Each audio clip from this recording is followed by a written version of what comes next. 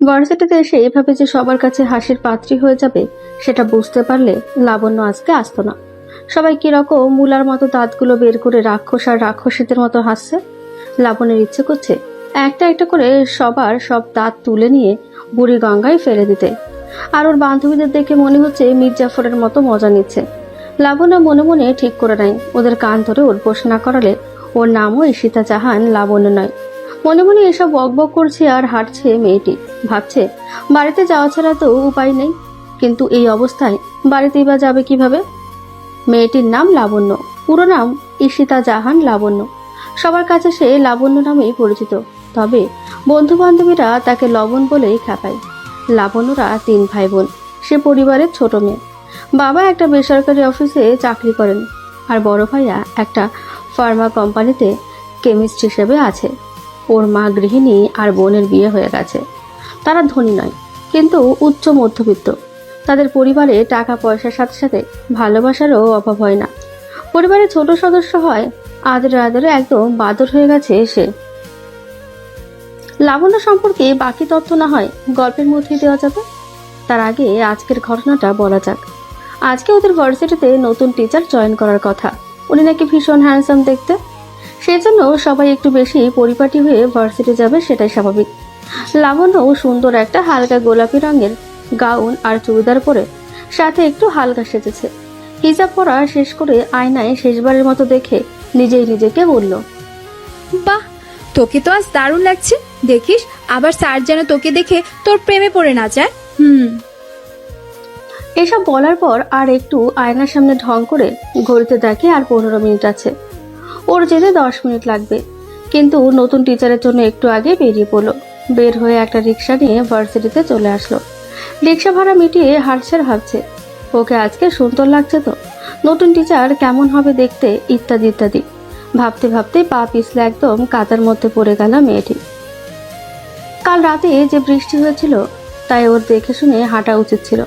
ভাবতে গিয়ে তো তাই ভুলে গেছে। ওর শখের জামা সাজগোজ সব শেষ।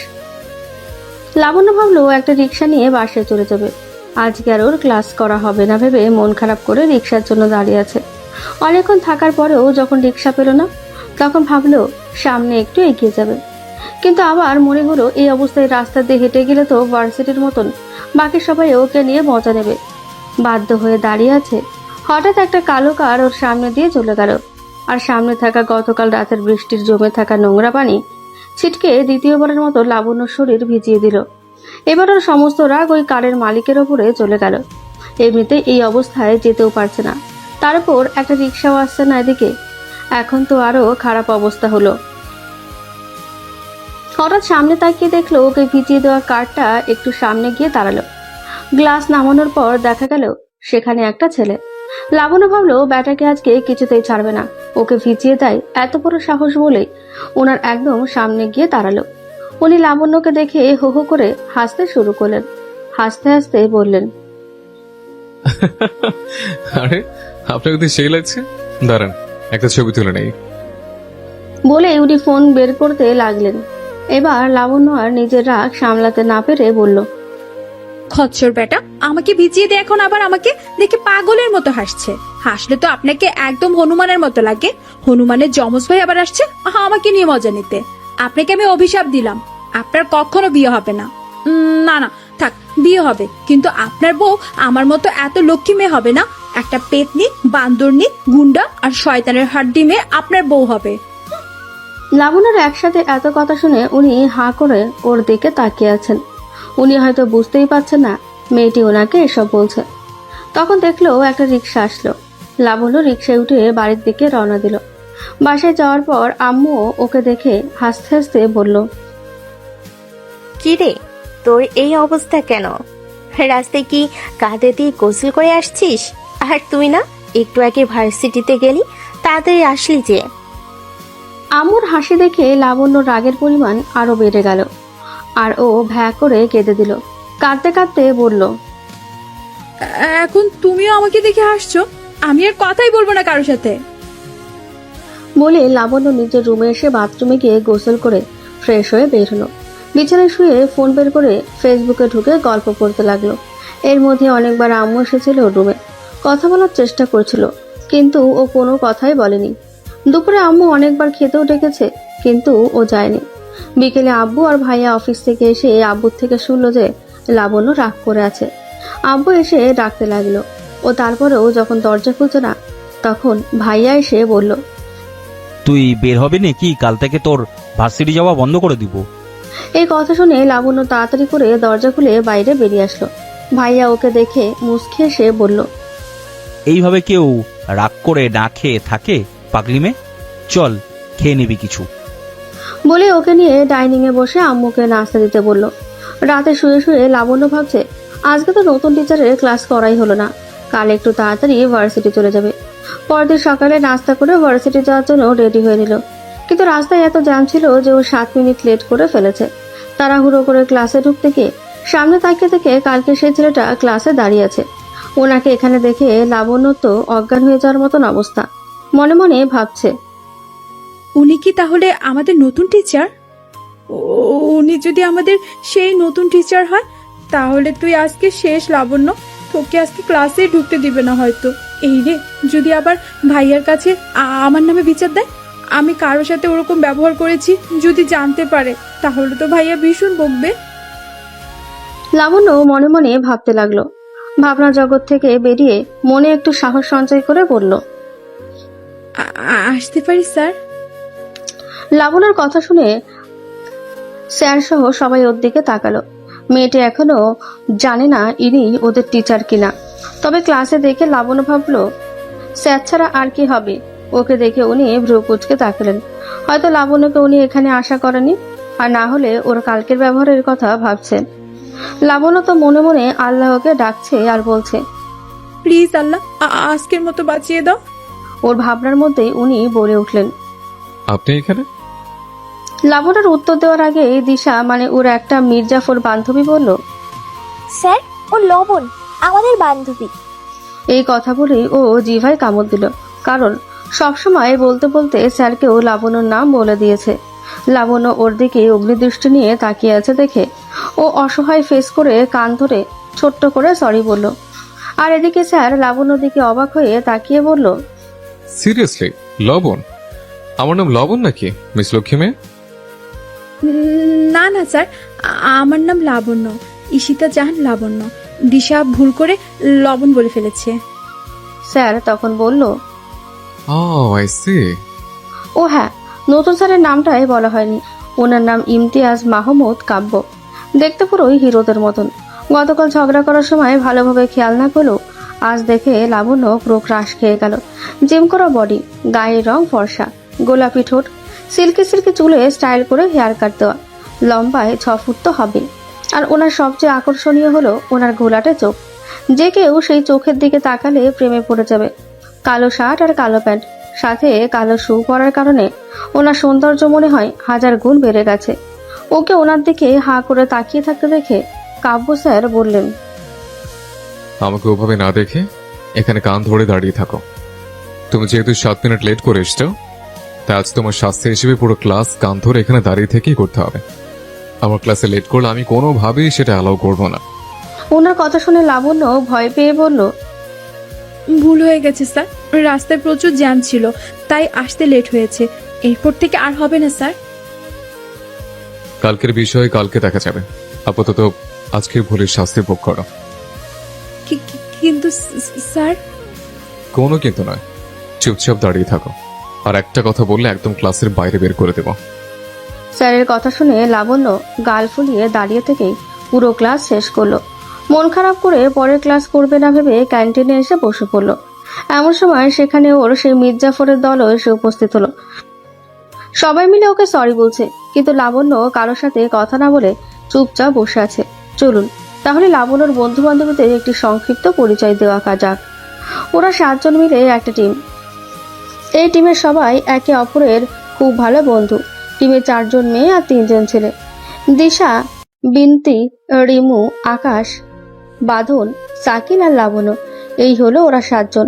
এদের মধ্যে দিশার পারিবারিক অবস্থা খুব একটা ভালো নয়, কিন্তু অনেক মেধাবী আর দেখতেও মাশাআল্লাহ অনেক সুন্দর। বিনতি হলো বড়লোক বাবার একমাত্র মেয়ে, তারপরে ওর মধ্যে কোনো অহংকার নেই। বিনতি দেখতে অনেক কিউট, আর বোকা বোকা গোল গোল চশমা পরে। রিমু বিনতির খালাতো বোন। রিমুর বাবা মারা যাওয়ার পর থেকে রিমু আর রিমুর মা বিনতিদের বাসায় থাকে। মেনলি রিমুর পড়াশোনার জন্যই থাকা। রিমু আর বিনতিকে দেখলে কেউ বুঝতেই পারছে না এরা আপন বোন নয়, এতটা মিল এদের মধ্যে। রিমুর গায়ের রং শ্যামলা, তবে দেখতে অনেক মায়াবী। আকাশের বাবা একজন বড় বিজনেসম্যান। ওদের ভার্সিটির অনেক খাতে উনি টাকা দিয়ে থাকেন। লাবণ্য শুনেছে এই শহরের নামকরা বিজনেসম্যানদের মধ্যে আকাশের বাবা একজন। বাঁধনের বাবা একজন উকিল। বাঁধনের মা নেই। উনি বাঁধনের বাবাকে ডিভোর্স দিয়ে কানাডা চলে গেছেন এবং সেখানে সেটেল হয়েছেন।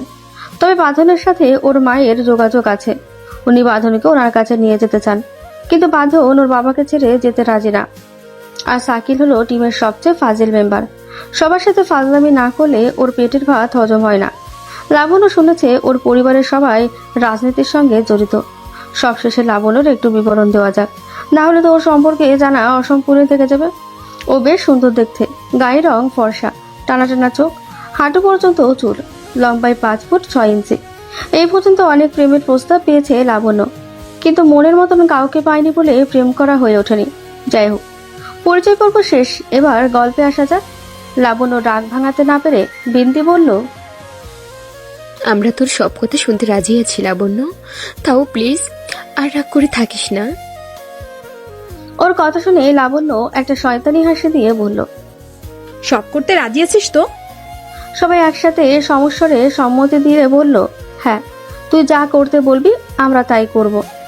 তাহলে আমাকে পুরো ক্লাস দাঁড় করিয়ে রাখার জন্য কাব্য স্যারকে আমার সাথে মিলে জব্দ করতে হবে। নয়, হ্যাঁ। আমরা পারবো না বাবা, কাব্য স্যার ভীষণ রাগে। পারবি না? না না না, পারবো না। কাব্য স্যার বুঝতে পারলে আমাদের আস্ত রাখবে না।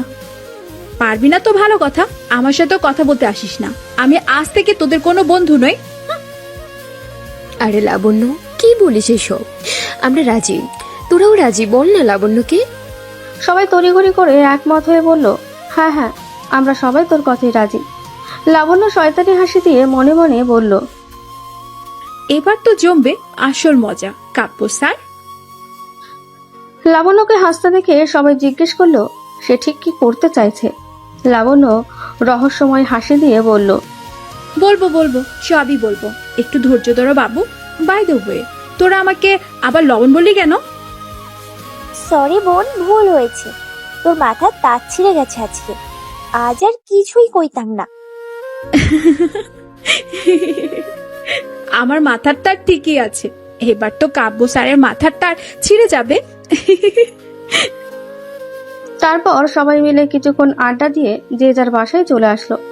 বাসায় এসে ফ্রেশ হয়ে দুপুরের খাবার খেয়ে নিল লাবণ্য। খাওয়ার পর ভাবলো একটু ঘুমানো যাক। যেই ভাবা সেই কাজ। 3 ঘন্টা ঘুমাবে, তাই 3 ঘন্টা পরের অ্যালার্ম দিয়ে ঘুমিয়ে পড়লো। ঘুম থেকে উঠে দেখে বিকেল হয়ে গেছে। একটুখানি ফ্রেশ হয়ে আম্মুর কাছে গল্প করতে চলে গেল। রাতে খাওয়া দাওয়া শেষে শুয়ে সে কালকের পরিকল্পনা নিয়ে একটু ভাবছিল। কাব্য স্যারকে যদি নিজের প্রেমে নাকানি চুবানি না খাওয়ায়, তাহলে ওর নামও লাবণ্য নয়। পরদিন সকালে অ্যালার্মের শব্দে ঘুম ভেঙে গেল। বিছানা থেকে উঠে ফ্রেশ হয়ে বই নিয়ে পড়তে বসলো সে। 8:30টার সময় উঠে নাস্তা করে নিয়ে ভাবলো আর 1 ঘন্টা আছে, এখন থেকে রেডি হওয়া শুরু করে দেওয়া যাক। কালো রঙের একটা 1 পিস পরে সাথে একটা কালো জিন্স পরলো লাবণ্য। একসাথে কালো পাথরের ব্রেসলেট আর অন্য হাতে কালো ফিতার ঘড়ি পরে নিল। চোখে কাজল আর ঠোঁটে হালকা রঙের লিপস্টিক নিয়ে নিল। তারপর চুলগুলো একপাশে সিথি করে ছেড়ে দিল। কানে ছোট ছোট একজোড়া ঝুমকো পরে নিল। ওড়নাটা পরে নিয়ে আয়নায় আরেকবার দেখে নিয়ে ভার্সিটির উদ্দেশ্যে রওনা দিল মেয়েটি। ওর মির্জাফরের দল এখনো জানে না সে কাব্য স্যারের সাথে ঠিক কি করতে চাচ্ছে। ভার্সিটিতে পৌঁছে রিক্সা ভাড়া মিটিয়ে হাঁটতে লাগলো লাবণ্য। আশেপাশে তাকিয়ে দেখলো সবাই ওর দিকে হাঁ করে তাকিয়ে আছে। ওর তো এসবে কোনো মনোযোগ নেই। সে খুঁজছে কাব্য স্যারকে, আর খুব তাড়াতাড়ি পেয়েও গেল। মাঠের এক সাইডে দাঁড়িয়ে একজন স্টুডেন্টের সাথে কথা বলছিলেন তিনি। লাবণ্য ইচ্ছে করে ওনার একদম পাশ দিয়ে হেঁটে গেল, আর চোখে একবার তাকিয়ে দেখলো সবার মতো উনিও ওর দিকে হাঁ করে তাকিয়ে আছেন। ও না দেখার ভান করে ক্লাসরুমের দিকে চলে গেল। ওকে দেখে ওর পুরো মির্জাফরের দল একসাথে চিল্লিয়ে উঠল, আরে লবণ, এটা কি আসলেই তুই? একদম নায়িকা সেজে আসছিস, ব্যাপার কি বলতো? তোরে দেখে নিশ্চিত আজকে প্রায় 100 ছেলে প্রেমে তো পড়বেই। কাহিনাটা কি বলতো? কাব্য স্যারকে নাকি জব্দ করবি, আর সেটা ভুলে তুই নিজে এরকম সাজগুজে চলে আসলি। হয়েছে হয়েছে, সবাই অনেক বলেছিস। আগে বল, আজকে আমাকে কেমন লাগছে? একদম দারুণ লাগছে তোমাকে। ভার্সিটির সবার চেয়ে আজকে তোমাকে বেশি সুন্দর লাগছে। তাহলে আমার প্ল্যানটা তোদের এখন জানানো দরকার। আমি আমার প্রেমে কাব্য স্যারকে একদম নাকানি চোবানি খাইয়ে ছাড়তে চাই। তোরা থাকবি তো আমার সাথে? কি, তোর মাথা ঠিক আছে তো লাবণ্য? কি বলছিস এসব তুই? ওদের কথা শুনে লাবণ্য ডোন্ট কেয়ার ভাব নিয়ে বলল, যা শুনেছিস তাই বলেছি। এত তো অবাক হওয়ার কি আছে? তাই তো বুঝলাম না। আমি পারবো না রে, কাব্য স্যার জানতে পারলে কেলেঙ্কারি হয়ে যাবে। আমরাও কেউ পারবো না, কেউ জানতে পারলে সর্বনাশ হয়ে যাবে। ঠিক আছে, তোদের কোনো হেল্প আমার লাগবে না। কালকের কথা মনে আছে তো? হেল্প করবি না তাহলে তোদের সাথে আমার বন্ধুত্ব শেষ। এইসব কি বলছিস লাবণ্য? যা ভাগ, তোরা কেউ আমার সাথে কথা বলতে আসবি না। আচ্ছা ঠিক আছে, রাগ করিস না, আমরা তোকে হেল্প করতে রাজি আছি। সত্যি হেল্প করবি তো, নাকি আবার এখন আমাকে এভাবে বুঝিয়ে পরে পিছু টান মারবি? না না, এবার আমরা সত্যি সত্যিই রাজি। লাবণ্য তখন সবাইকে বলল ঠিক কি করতে হবে। ওর কথা শেষ হতেই কাব্য স্যার রুমে চলে আসলেন। ওরা যে যার জায়গায় বসে পড়ল। উনি এসে প্রেজেন্ট নিতে শুরু করলেন। ওনার প্রেজেন্ট নেওয়ার মাঝখানে দিশা বলে উঠল, স্যার, আজকে লাবণ্যকে দেখতে কেমন লাগছে বলুন তো? আমরা সবাই মিলে বলছি ওকে অনেক সুন্দর লাগছে। সবাই ওর দিকে আজকে হা করে তাকিয়েছিল, কিন্তু সে আমাদের কারো কথাই বিশ্বাস করছে না। দিশার কথা শুনে কাব্য স্যার প্রেজেন্ট বন্ধ রেখে একবার লাবণ্যর দিকে তাকালেন। তারপর দিশার দিকে তাকিয়ে বললেন, এসব জিজ্ঞেস করার এটা কোনো সময়? এটা কি তোমাদের ক্লাসরুম মনে হচ্ছে না? কাকে কেমন লাগছে, কে কিভাবে এসছে, এসব কি তোমাদের ক্লাসরুমে বসে গবেষণা করতে হবে? আমার ক্লাস ভালো না লাগলে করবে না। আমি আসার আগে ক্লাস থেকে বেরিয়ে যাবে, কিন্তু ফার্দার আমি ওইসব ফার্স্ট টাইম টলারেট করবো না। কথাটা সবাই মাথায় ঢুকিয়ে নাও। স্যারের কথা শুনে সবাই ভয়ে চুপ করে গেল। লাবণ্য আর কোনো কথা না বাড়িয়ে চুপচাপ স্যারের ক্লাসে মনোযোগ দিল। ক্লাস শেষ করে ও মন খারাপ করে বসে আছে, কারণ এটা ওদের প্ল্যানের একটা অংশ ছিল। লাবণ্যকে মন খারাপ করে থাকতে দেখে রিমু বলল, দেখ দোস্ত, আমাদের মনে হয় এটা করা একদমই ঠিক হবে না। স্যার ভীষণ রাগী, দেখলি তো আজ কিরকম রিয়াক্ট করলো। তুই যাই বল না ভাই, আমরা আর তোকে এসবে হেল্প করতে পারবো না। যদি আমাদের বাসায় এই বিষয় নিয়ে কমপ্লেন করে তাহলে তো ভার্সিটি আসাই বন্ধ করে দিবে। আমি তো আগেই বলছিলাম কাব্য স্যারের প্রচুর রাগ, ওনার সাথে ফাইজলামি করতে যাস না। আমার কথা তো শুনলে না, নিজেই তো আজ দেখলি সেটা। সবাই মিলে লাবণ্যকে বোঝাতে শুরু করলো যে এসব বাদ দিয়ে দিতে। ওরা অবশ্য জানে না মেয়েটি স্যারকে সেদিন ওসব বলেছে। মির্জাফরের দল জানতে পারলে ওকে তো জ্বালিয়ে খাবে। সবার কথা শুনে লাবণ্য নিজেও ভাবতে লাগলো যে এসব করে কোনো লাভ নেই। অযথা স্যারের রাগ খাওয়ার কোনো মানেই হয় না। আর তাছাড়া ভুল সে নিজেও করেছে, তাই এসব ভুলে যাওয়াই বেটার হবে। ওর ভাবনার মাঝে বিনতি বলে উঠল, আরে তোরা কি ভুলে গেছিস? আগামী পরশু কাব্য স্যার আসা উপলক্ষে আমাদের ভার্সিটিতে সম্বোধনা অনুষ্ঠান আছে। আরে তাই তো, লবণের এসব নিয়ে ভাবতে ভাবতে তো মাথা থেকে এটা একদমই বেরিয়ে গেছে। স্যার তো জয়েন করেছে 2 দিন আগে, তাহলে আগামী পরশু মানে কয়দিন পর স্যারের সমাবর্ধনা অনুষ্ঠান কেন রে? তুই তো স্যার যেদিন জয়েন করলো সেদিন ক্লাস করতে পারিসনি, তাই জানিস না। আমরা তো ভাবছিলাম হবেই না, কিন্তু আমাদের সিনিয়রদের এক্সাম চলছে, আজকে শেষ, সেজন্যই অনুষ্ঠান আগামী পরশু। ও আচ্ছা, বুঝলাম। তা তোরা কোনো প্ল্যান করিসনি? আমরা করিনি, তবে সিনিয়ররা পুরো প্ল্যান করছে। মেয়েরা সবাই নীল শাড়ি পরবে আর ছেলেরা নীল পাঞ্জাবি। গান নাচেরও আয়োজন করছে। অনুষ্ঠানটা কাব্য স্যারের সম্বর্ধনা উপলক্ষে হলেও স্যারদের থেকে অনুমতি নিয়ে আমরা সবাই আমাদের মতো করে আনন্দ করব। আপুরা তো সেটাই বলল। স্যারদের থেকে আমরা অনুমতি নিতে যাব? না, বড় আপু আর ভাইয়ারা নিবে, আমার সাথে মজা করব। আচ্ছা ঠিক আছে, সবই তো বুঝলাম, কিন্তু কালকেও কি ক্লাস হবে না? না রে, কাল ক্লাস হবে না।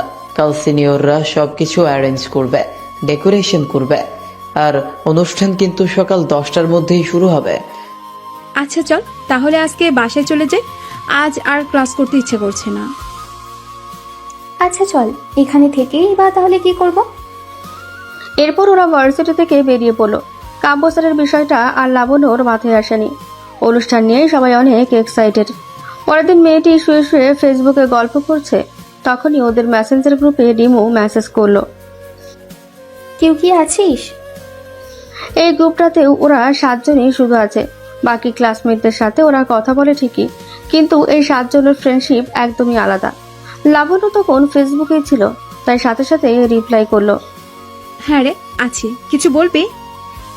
আমি আর বিনতি ঠিক করেছি আমরা খোপা করে সাদা গাজরা পরবো মাথায়, আর তোকে আর দিশাকেও পরে আসতে হবে কিন্তু। কিন্তু খোপা কেন ভাই? খোপা করলে আমাকে মহিলা মহিলা লাগবে। তোরা কর, আমি করব না, যা। তোকে কি আমরা এমনিতেই লবণ বলি নাকি? এই জন্যই বলি। আরে ভাই, খোপা করলে তোকে কত কিউট লাগে জানিস। ছেলে হলে আমি সবার আগে তোর প্রেমে পড়তাম। আচ্ছা যা, কাল যদি সবাই তোর প্রশংসা না করে তাহলে আমাকে তুই নাড়া করে দিবি। থাক থাক, এত আর পাম দিতে হবে না। ফুলে আবার আকাশে উড়ে যাব, তখন আর অনুষ্ঠানে যাওয়াই হবে না। এত কিছু ভাবলাম, সব বৃথা যাবে।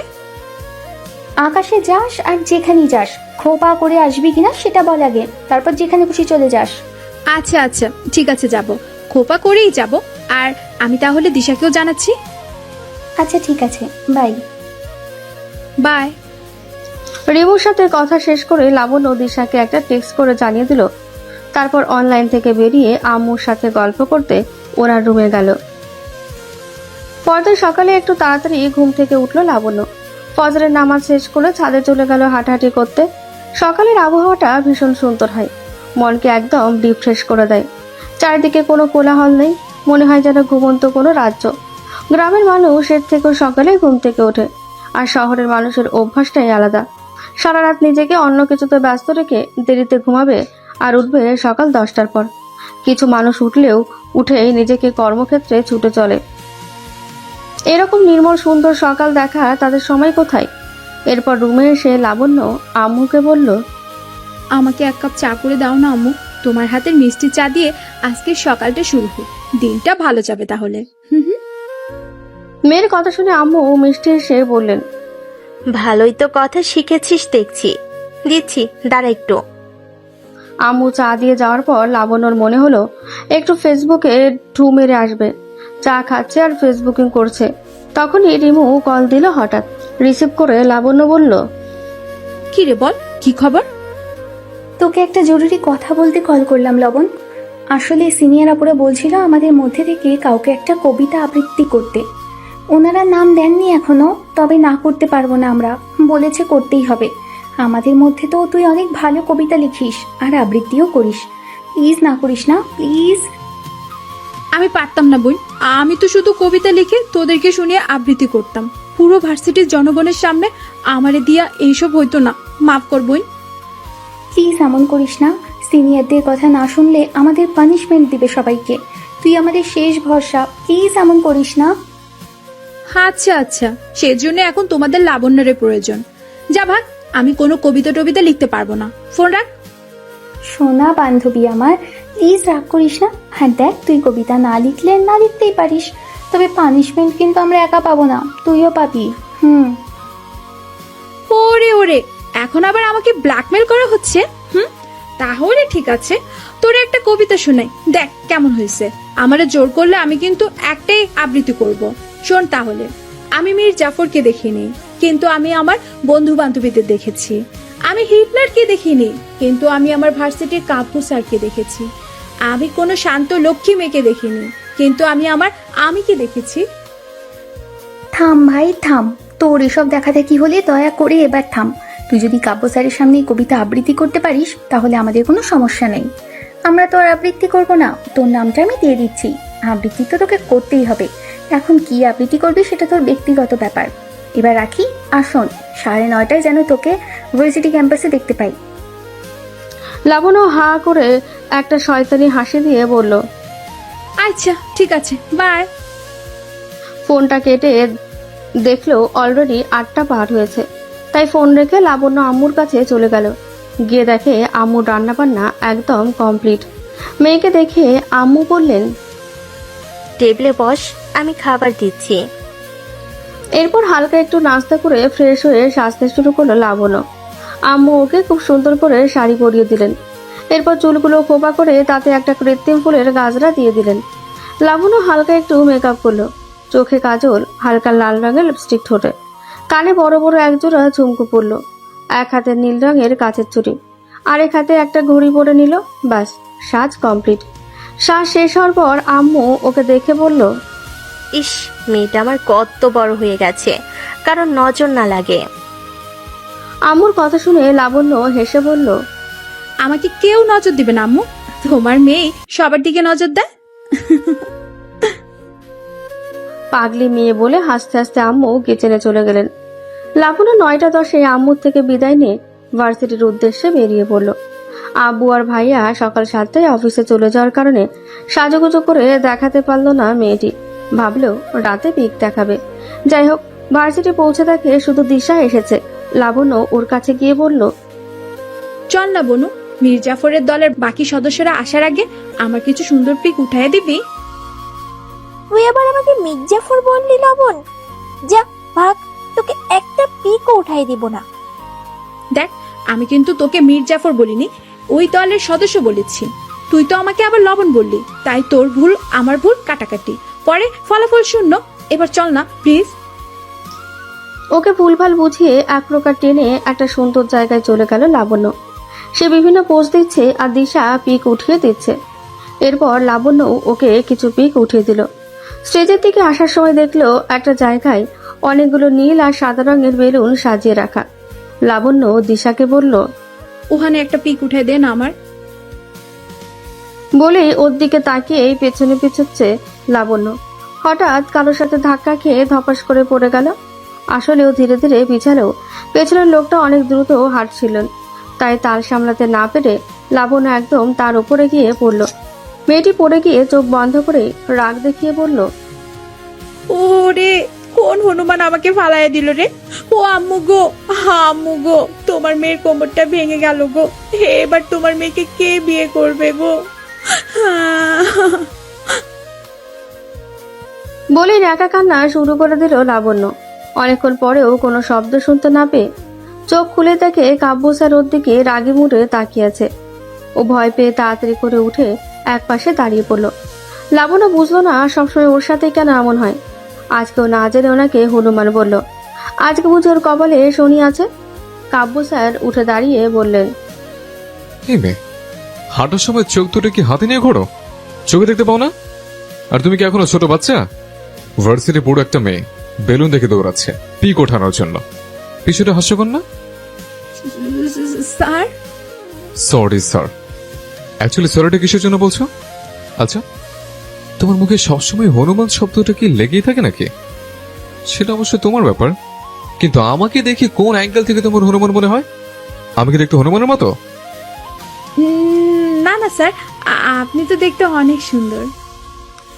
বলে জিভে কামড় দিয়ে বলল, না মানে আমি আসলে আপনাকে দেখিনি স্যার, না দেখে ভুল করে ফেলেছি।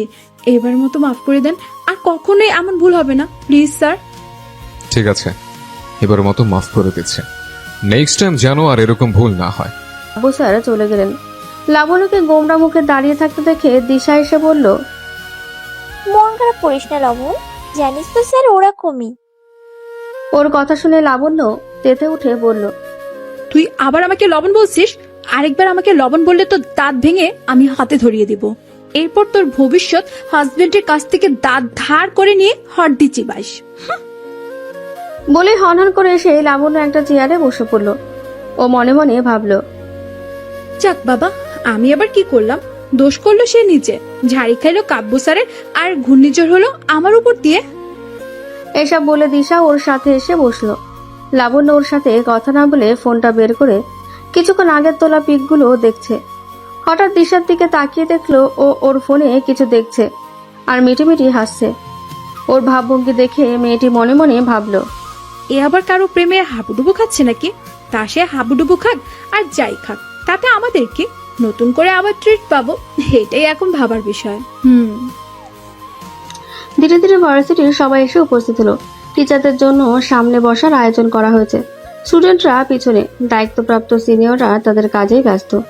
এক এক করে লাবণ্য ওর মির্জাফরের দলও এসে হাজির। সবাইকে অনেক সুন্দর লাগছে। কাব্য স্যারও সবার মতো নীল পাঞ্জাবি পরেছেন, ওনাকে ভীষণ হ্যান্ডসাম লাগছে। সবার সাথে কথা বলতে বলতে লাবণ্যর মন খারাপ যেন কর্পূরের মতন উড়ে গেল। 10টা বাজতে অনুষ্ঠান শুরু হলো। দুজন সিনিয়র আপু আর ভাইয়া উপস্থাপনা করছেন। এরপর কাব্য স্যারকে একটা বুকে দিয়ে আর ব্যাজ পরিয়ে অভ্যর্থনা জানানো হলো। উনি পড়াশোনা নিয়ে কিছু কথা বলেন, ভবিষ্যৎ নিয়ে অনেক উপদেশ দিলেন। এরপর লাবণ্যদের ব্যাচের একটা মেয়ে নাচের জন্য স্টেজে চলে গেল। ওর নাম পূর্ণা, খুব ভালো নাচতে পারে। বিভিন্ন অনুষ্ঠানেই ওকে দেখা যায়, আর জেলা পর্যায়েও অনেকবার গিয়েছিল, আর পুরস্কারও জিতেছে অনেক। ওর নাচ সবারই অনেক ভালো লাগলো। সময়টা সবাই উপভোগ করছিল। পর্ণার নাচ শেষে সিনিয়র আপু অ্যানাউন্স করলো, এবারে আমাদের মাঝে এসে একজন তার নিজের লেখা একটি কবিতা আবৃত্তি করবে। সে হচ্ছে আমাদের ভার্সিটির প্রথম বর্ষের কেমিস্ট্রি ডিপার্টমেন্টের ছাত্রী ঈশিতা জাহান লাবণ্য। তাকে দ্রুত স্টেজে আসার জন্য অনুরোধ করছি। অ্যানাউন্সমেন্ট শুনে ভয়ে লাবণ্যর গলা শুকিয়ে এলো। এবার কি হবে? লাবণ্য ভাবছে এতগুলো মানুষের সামনে কিভাবে নিজের লেখা কবিতা আবৃত্তি করবে।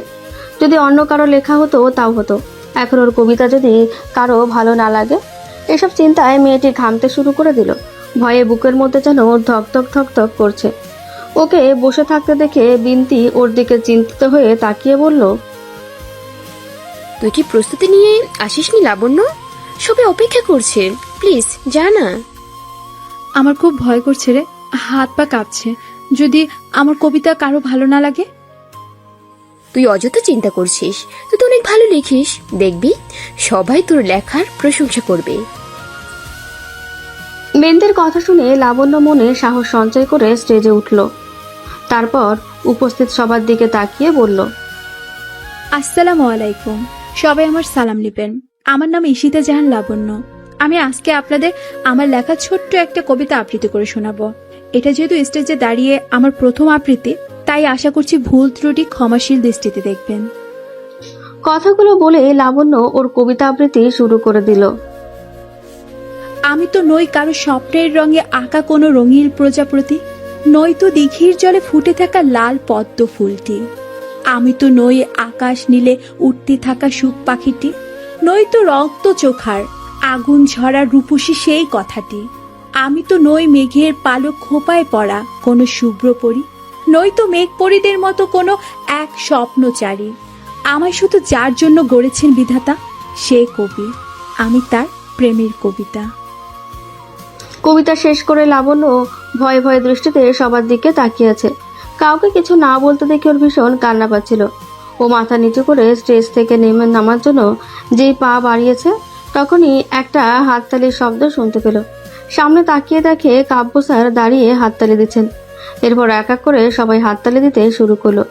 খুশিতে লাবণ্যর চোখের কোণে জমে থাকা পানি গালে গড়িয়ে পড়ল। ও পেরেছে, ও সবাইকে খুশি করতে পেরেছে। এরপর লাবণ্য ওর জায়গায় এসে বসলো। সবাই ওকে ঘিরে বলতে লাগলো, তুই কবিতাটা কখন লিখলি রে লবণ? আমাদের তো শোনাসি নাই কখনো। এটা আমি কিছুদিন আগে লিখেছিলাম আমার ভবিষ্যৎ স্পেশাল মানুষটার জন্য। ইচ্ছে ছিল এটা আমি ওনাকেই শুধু শোনাবো, কিন্তু তোরা আর হতে দিলে কই? সকালে উঠে বলিস কবিতা লিখতে হবে। একটা কবিতা লিখতে কত সময় লাগে জানিস? অতটুকু সময় কিভাবে লিখবো? অতটুকু সময় কিভাবে লিখতাম? সেই জন্যই আমার ভবিষ্যৎ ওনার জন্য লেখা কবিতাটাই আবৃত্তি করতে হলো। এখন নতুন করে আবার ওনার জন্য লিখে রাখতে হবে।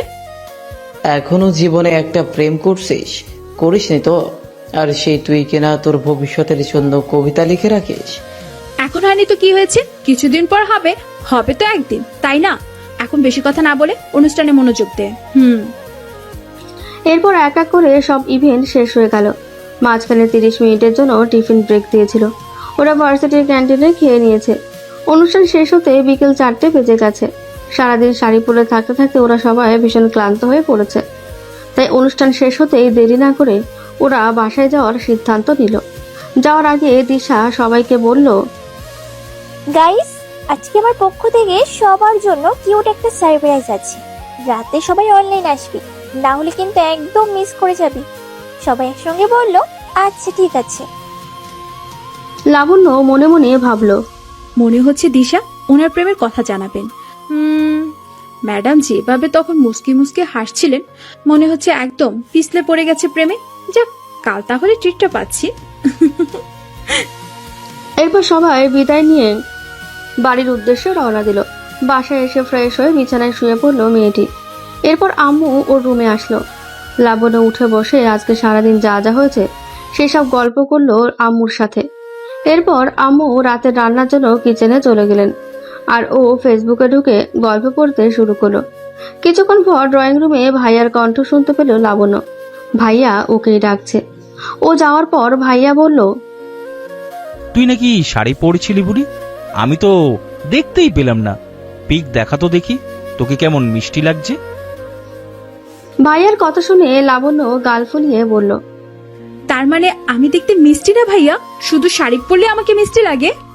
ভাইয়া ওর নাক টেনে মুচকে এসে বলল, তুই এমনিতেই অনেক মিষ্টি বুড়ি, একদম কিউটের ডিব্বা। শাড়ি পরলে তোকে এর চেয়েও বেশি কিউট লাগে। এবার তো দেখা। লাবণ্য এবার খুশি হয়ে ভাইয়াকে বলল, দাঁড়াও, আমার রুম থেকে ফোনটা নিয়ে আসি। বলে এক দৌড়ে রুমে চলে গেল। ফোন নিয়ে এসে সোফায় বসে ভাইয়াকে পিক দেখাচ্ছে। এমন সময় আব্বুও অফিস থেকে চলে আসলেন। ফ্রেশ হয়ে এসে আব্বুও ওদের সাথে যোগ দিলেন। অনেকক্ষণ একসাথে আড্ডা দেওয়ার পর ডিনার করে লাবণ্য রুমে আসলো।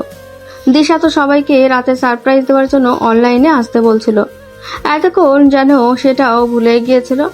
মনে হতে তাড়াতাড়ি করে ডাটা অন করে মেসেঞ্জার গ্রুপে ঢুকে যা দেখলো তাতে লাবণ্যর চোখ কপালে উঠে গেল। মেসেঞ্জার গ্রুপে ঢুকে লাবণ্য দেখে দিশা ওর আর কাব্য স্যারের পড়ে যাওয়ার একটা পিক গ্রুপে দিয়েছে। সকালে লাবণ্য কাব্য স্যারের উপরে পড়ে যাওয়ার পর এই দিশার বাচ্চা দিশা লুকিয়ে পিক উঠিয়েছে আর সবাইকে রসিয়ে রসিয়ে এটাও বলছে যে কিভাবে ও পড়ে গেছে আর কাব্য স্যার ওকে কি বলেছে। সবাই সেটা নিয়ে বিস্তর হাসাহাসি করছে। লাবণ্যর ইচ্ছে করছে গিয়ে দিশার নাকটা ফাটিয়ে দিয়ে আসতে। এখন তো দিশাকে ওর মির্জাফরের দলের সদস্য নয়, লিডার মনে হচ্ছে।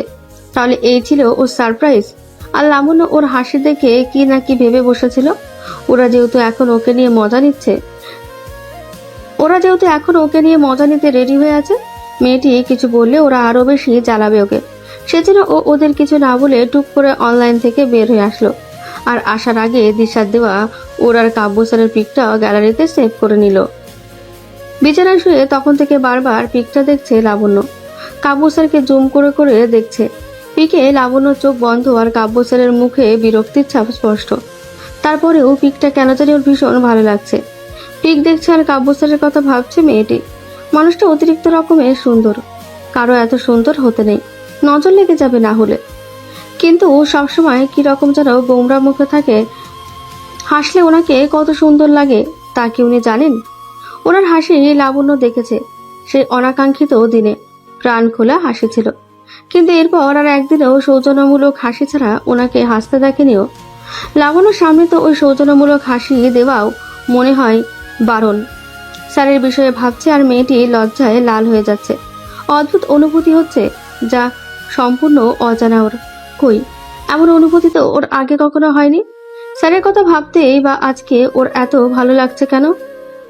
নিজের ওপরে বা নিজেই বেশ বিরক্ত হলো লাবণ্য। কাব্য স্যারকে নিয়ে এত ভাবার কি আছে? যে মানুষটার রাগ সারাক্ষণ নাকের ডগায় নিয়ে ঘোরে, তাকে নিয়ে ভাবতে ওর বয়ে গেছে। নিজের ভাবনার জন্য নিজেই নিজেকে ধমকে দিল মেয়েটি। ফোনটা রেখে এবার ঘুমের দেশে পাড়ি জমালো।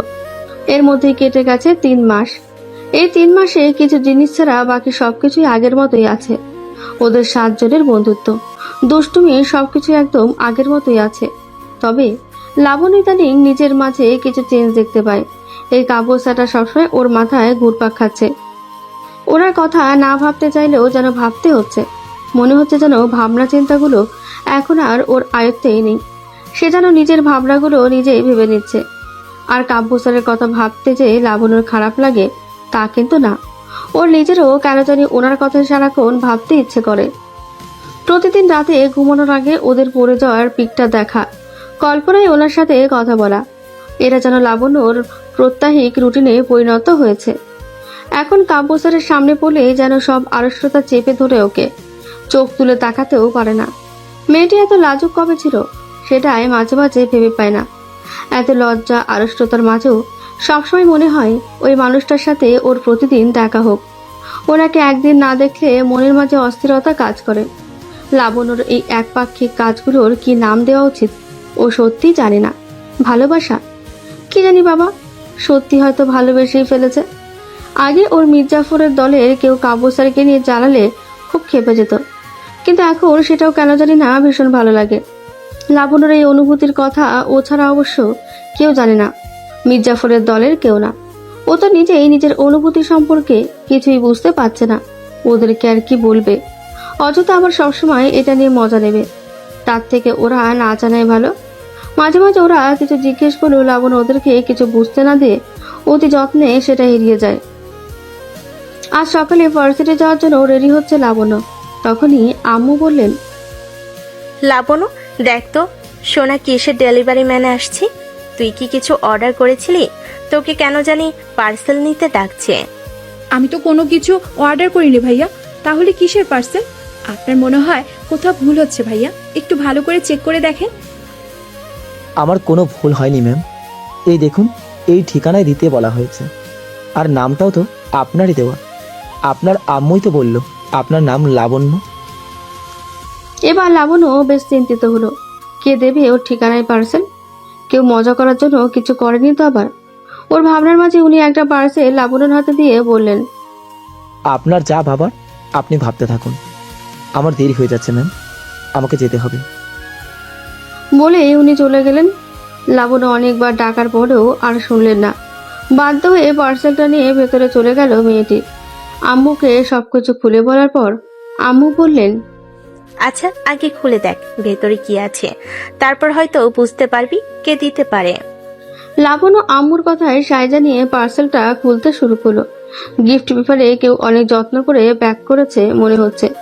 খোলার পর দেখলো ভেতরে খুব সুন্দর একটা নীল শাড়ি, সাথে নীল কাচের চুড়ি, একজোড়া ঝুমকো, একটা নেকলেস, একটা পায়েল, একটা কৃত্রিম কাঠগোলাপের গাজরা আর একটা চিরকুট। লাবণ্য চিরকুটটা আম্মুর থেকে লুকিয়ে নিজের হাতে রাখলো।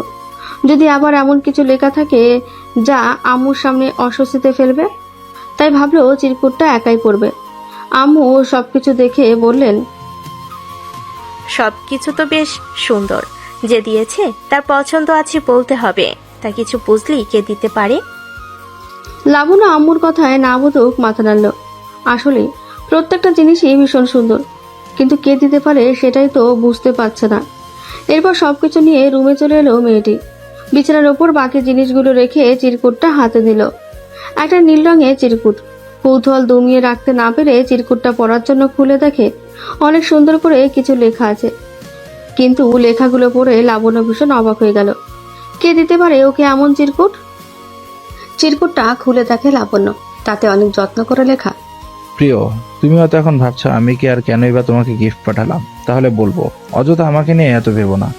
আমি যদি তোমাকে ধরা না দিই তাহলে সারাদিন রাত ভেবেও তুমি আমাকে তোমার ভাবনাতে আনতে পারবে না। আর তোমাকে নীল শাড়ি দেওয়ার কারণটা বলি। ভার্সিটির এক প্রোগ্রামে তোমাকে নীল শাড়িতে দেখেছি, তোমাকে নীলপরির মতো লাগছিল।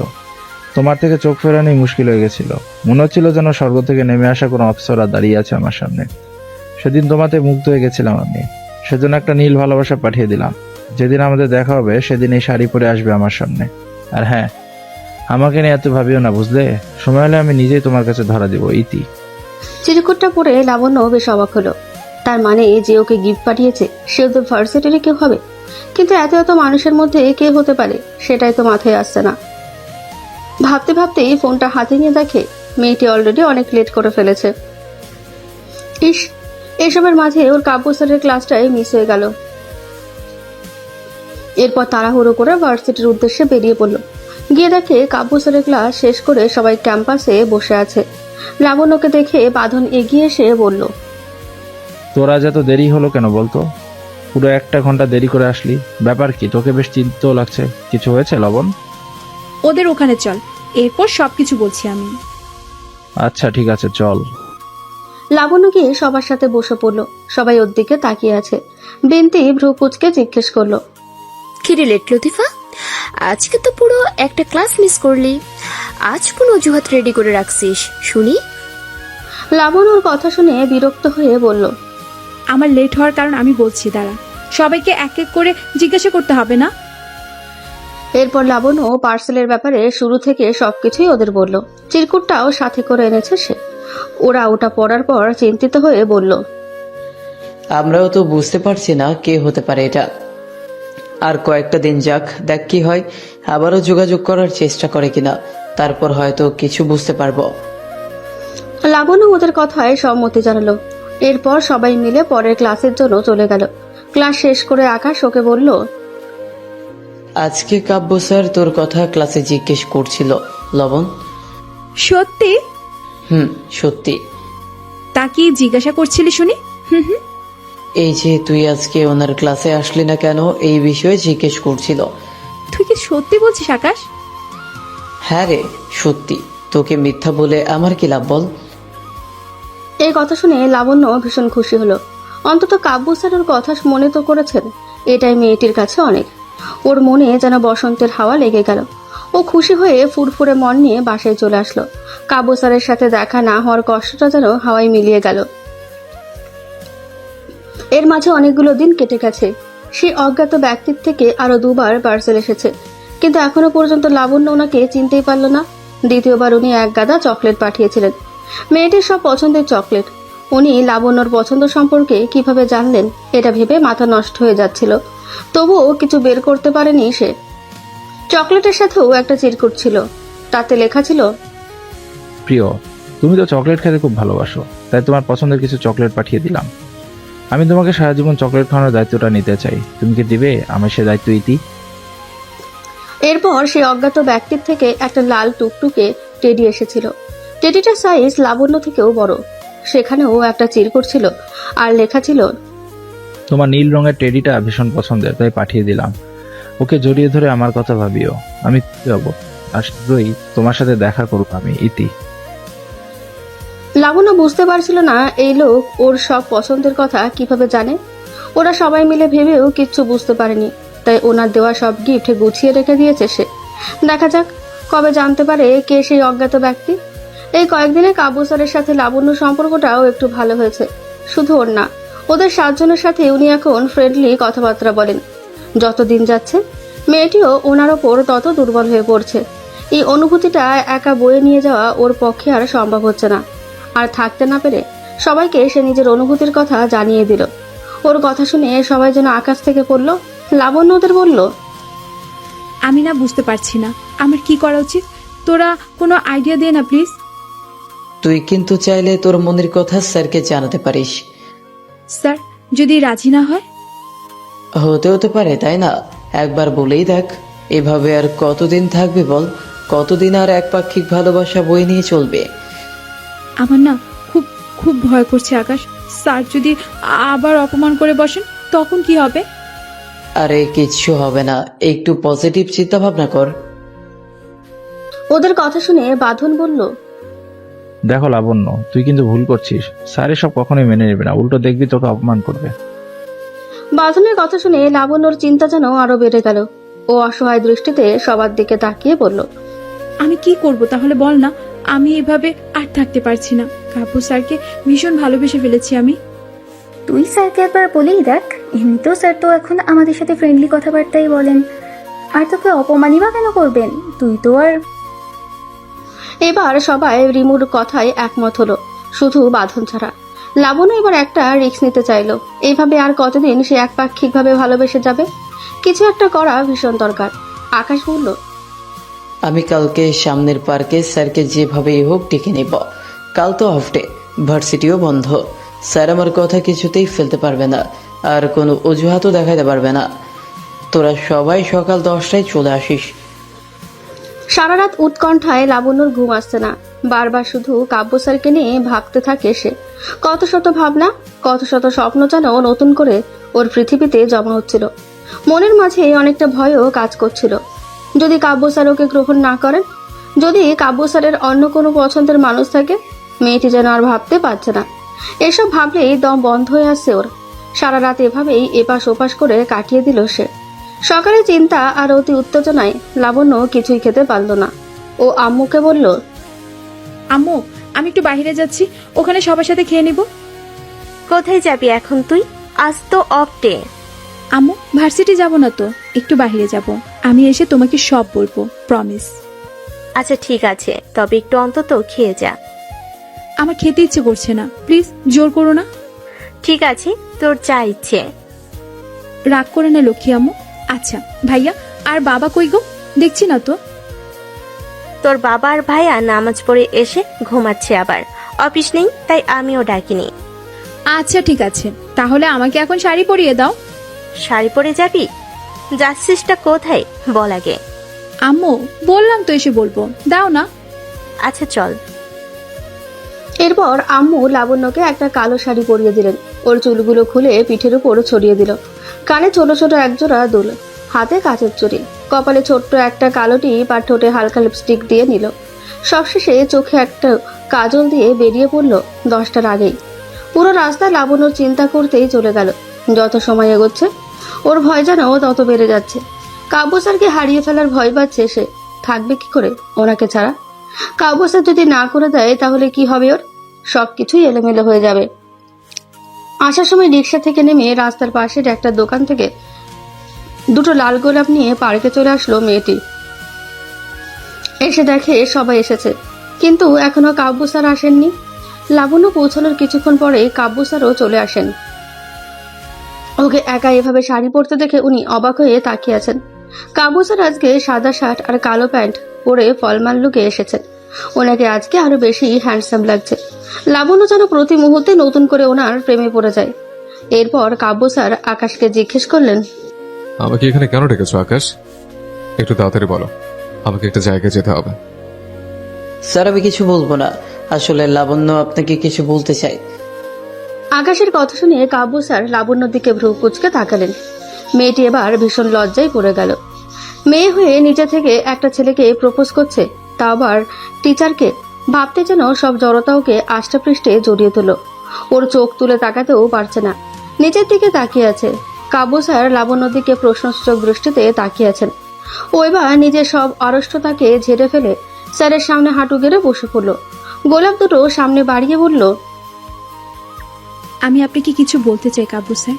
আমি অনেক দিন থেকে নিজেকে এসব থেকে দূরে রাখতে চেষ্টা করেছি, কিন্তু আর পারলাম না, তাই বাধ্য হয়ে আপনাকে বলতে এসেছি। আমি আপনাকে ভীষণ পছন্দ করি স্যার, বলতে পারেন ভালোবাসি। আমি জানি না আমি এটা ঠিক করেছি নাকি ভুল করেছি, তবে আমার নিজের অজান্তে আমি আপনাকে অনেক বেশি ভালোবেসে ফেলেছি। আমি এমন জায়গায় পৌঁছে গেছি যেখান থেকে ফিরে আসা আর সম্ভব না। আপনি কি আমাকে গ্রহণ করবেন কাব্য স্যার? লাবণ্যর কথা শুনে কাব্য স্যার যেভাবে ছিলেন সেভাবেই প্যান্টের পকেটে হাত গুজে দাঁড়িয়ে আছেন। ওনার মাঝে নতুন কোনো প্রতিক্রিয়া নেই, ভীষণ শান্ত দেখাচ্ছে ওনাকে। মেয়েটি উত্তর শোনার জন্য এক আকাশ সমান আকাঙ্ক্ষা নিয়ে ওনার দিকে তাকিয়ে আছে। বাকিরা সবাই কাব্য স্যার কি বলেন তা শোনার জন্য অনেক উৎকণ্ঠা নিয়ে অপেক্ষা করছে, কিন্তু স্যারকে ওই রকম শান্ত দেখে ভয়ও পাচ্ছে তারা। স্যার কি তাহলে লাবণ্যর কথা শুনে রেগে গেলেন? এবার তাহলে কি হবে? লাবণ্যকে কি কাব্য স্যার গ্রহণ করবেন না? অনেকক্ষণ যাবৎ কাব্য স্যার কোনো কথা না বলে চুপচাপ দাঁড়িয়ে আছেন। লাবণ্যর দিকে ওনাকে শীতল দৃষ্টিতে তাকিয়ে থাকতে দেখে মেয়েটি ভয়ে এবার ফুটো বেলুনের মতন চুপসে গেল। তখনই কাব্য স্যার বেশ শান্ত গলায় বললেন, উঠে দাঁড়ো লাবণ্য। লাবণ্য উঠে মাথা নিচু করে দাঁড়িয়ে রইল। ওনার কঠিন কিছু কথা শোনার জন্য প্রস্তুত হয়ে আছে সে। এরপর কাব্য স্যার আগের মতো শান্তভাবে বলতে শুরু করলেন, তোমরা আমাকে আজকে এখানে এর জন্য ডেকে আনছো? Like seriously? আমার স্টুডেন্ট আমাকে পার্কে ডেকে এনেছে প্রপোজ করার উদ্দেশ্যে। তোমাদের সবার এতটা দুঃসাহস থাকতে পারে আমি ভাবতেই পারছি না। আর লাবণ্য, তোমাকে বলছে, তুমি একটা মেয়ে হয়ে একটা ছেলেকে হাঁটু মোড়ে বসে প্রপোজ করছো, তারপর তোমার টিচারকে। তোমার কি সামান্য তোমার ভয় কাজ করছে না? এটা ভাবছো না এর জন্য আমি তোমাকে কি শাস্তি দিতে পারি? তোমাদের সাথে ফ্রেন্ডলি মিশে আমি কি তাহলে ভুল করে ফেললাম নাকি, যার কারণে তোমরা এতটা দুঃসাহস দেখাতে পারছো? ওরা সবাই মাথা নিচু করে দাঁড়িয়ে আছে। লাবণ্য চোখ যেন ঝাপসা হয়ে আসছে, চোখ জলে টলমল করেছে। না চাইতেও টুপ করে কয়েক ফোঁটা গালে গড়িয়ে পড়ল। অনেক চেষ্টা করেও নিজেকে সামলাতে পারছে না সে। ভীষণ কষ্ট হচ্ছে ওর। যতটা না ওনার কথা শুনে কষ্ট হচ্ছে, তার চেয়ে বেশি কষ্ট হচ্ছে ওনাকে হারিয়ে ফেলার জন্য। এই মানুষটাকে মেয়েটি নিজের অজান্তেই সর্বস্ব দিয়ে ভালোবেসে ফেলেছে। ওর পৃথিবী যেন থমকে গেল এই মুহূর্তে। লাবণ্যর অবস্থা বুঝতে পেরে শাকিল স্যারকে বলল, সরি স্যার, আমাদের ভুল হয়ে গেছে। আর কখনোই এমন ভুল হবে না। লাবণ্যর এখানে কোনো দোষ নেই। আমরা ওকে বলেছিলাম ওর মনের কথা আপনাকে বলে দেওয়ার জন্য। মেয়েটা একা একা ভীষণ কষ্ট পাচ্ছিল। ওকে আর কিছু বলবেন না প্লিজ। বেশিক্ষণ কান্না করলে ও অসুস্থ হয়ে পড়বে। শাকিলের কথা শুনে কাব্য স্যার লাবণ্যর দিকে তাকিয়ে বললেন, কান্না করলে যখন অসুস্থ হয় তাহলে এমন কোনো কাজ কেন করে যার জন্য কাঁদতে হয়? ওনার কথা শুনে লাবণ্যর কান্নার বেগ কয়েক গুণ বেড়ে গেল। ও এবার শব্দ করে কেঁদে উঠল। ভালোই তো বেসেছে, অন্য কিছু তো করেনি। তাহলে এত কষ্ট ওর প্রাপ্য ছিল? ওনাকে ভালোবেসে এতটা কষ্ট পাবে জানলে? কোনোদিন ওনার দিকে তাকাতেও না মেয়েটি। দিশা এসে লাবণ্যকে ধরে সান্ত্বনা দিতে লাগলো। ও দিশার একটা হাত চেপে ধরে চোখের জল ফেলছে। এরপর কাব্য স্যার স্বাভাবিকভাবেই বললেন, কান্না করলে যখন অসুস্থ হয় তাহলে এমন কোনো কাজ কেন করে যার জন্য কাঁদতে হয়? যাই হোক বাচ্চারা, এতক্ষণ তোমাদের সাথে একটু সিরিয়াস হওয়ার অভিনয় করলাম, তাই কান্নাকাটি করার কোনো দরকার নেই। আর আজ এত কষ্ট করে এখানে আসার জন্য এবং আমাকে ডেকে নেওয়ার জন্য তোমাদেরকে আজ আমার পক্ষ থেকে ছোট্ট একটা ট্রিট দেব। আর দিশা, তোমার বান্ধবীকে বলো আমার জন্য এইভাবে শাড়ি পরে সেজে গুজে এসে এখন আবার কান্নাকাটি করে চোখের জল নাকের জল একসাথে করছে, চোখের কাজল মেখে পেতনিদের মতো হয়ে যাচ্ছে। আমি কিন্তু তাহলে মোটেও পছন্দ করব না। স্যারের কথা শুনে সবাই হা করে স্যারের দিকে তাকিয়ে আছে। মনে হচ্ছে যেন এই মুহূর্তে স্যার কোনো অসম্ভব কিছু বলেছেন। লাবণ্যর কান্না কখন বন্ধ হয়ে গেছে ও বুঝতেই পারছে না। মনে হচ্ছে যেন সমস্ত কান্না গিলে নিয়েছে সে। ও অবাক হয়ে অবিশ্বাস্য দৃষ্টিতে ওনার দিকে তাকিয়ে আছে। আকাশের দিকে তাকিয়ে তাকিয়ে আকাশ মিটিমিটি হাসছে। মনে হচ্ছে আকাশ আগে থেকেই অনেক কিছু জানে, কিন্তু ওদের বলেনি। কাব্য স্যার এবার লাবণ্যর দিকে তাকিয়ে বললেন, এভাবে হা করে তাকিয়ে থাকলে পার্কের কোণে জমে থাকা সব মশা তোমাদের মুখের ভিতরে এসে ঢুকে পড়বে। দয়া করে সব এবার মুখটা বন্ধ করো। আর মিস লাবণ্য, আপনার প্রপোজাল আপাতত আমি পেন্ডিং রাখলাম। আপনার বাসায় কিছুদিনের মধ্যে বিয়ের প্রপোজাল চলে যাবে। 1 মাসের মধ্যে বিয়ের ডেটটা হয়তো পড়ে যাবে। এখন থেকে প্রিপেয়ার থাকুন। আর বিয়ের পরই আপনার প্রপোজাল আমি অ্যাকসেপ্ট করে নেব। আর এই নাও তোমাদের ট্রিটের জন্য 5,000 টাকা। সবাই খাওয়া দাওয়া করে তাড়াতাড়ি বাসায় চলে যাও।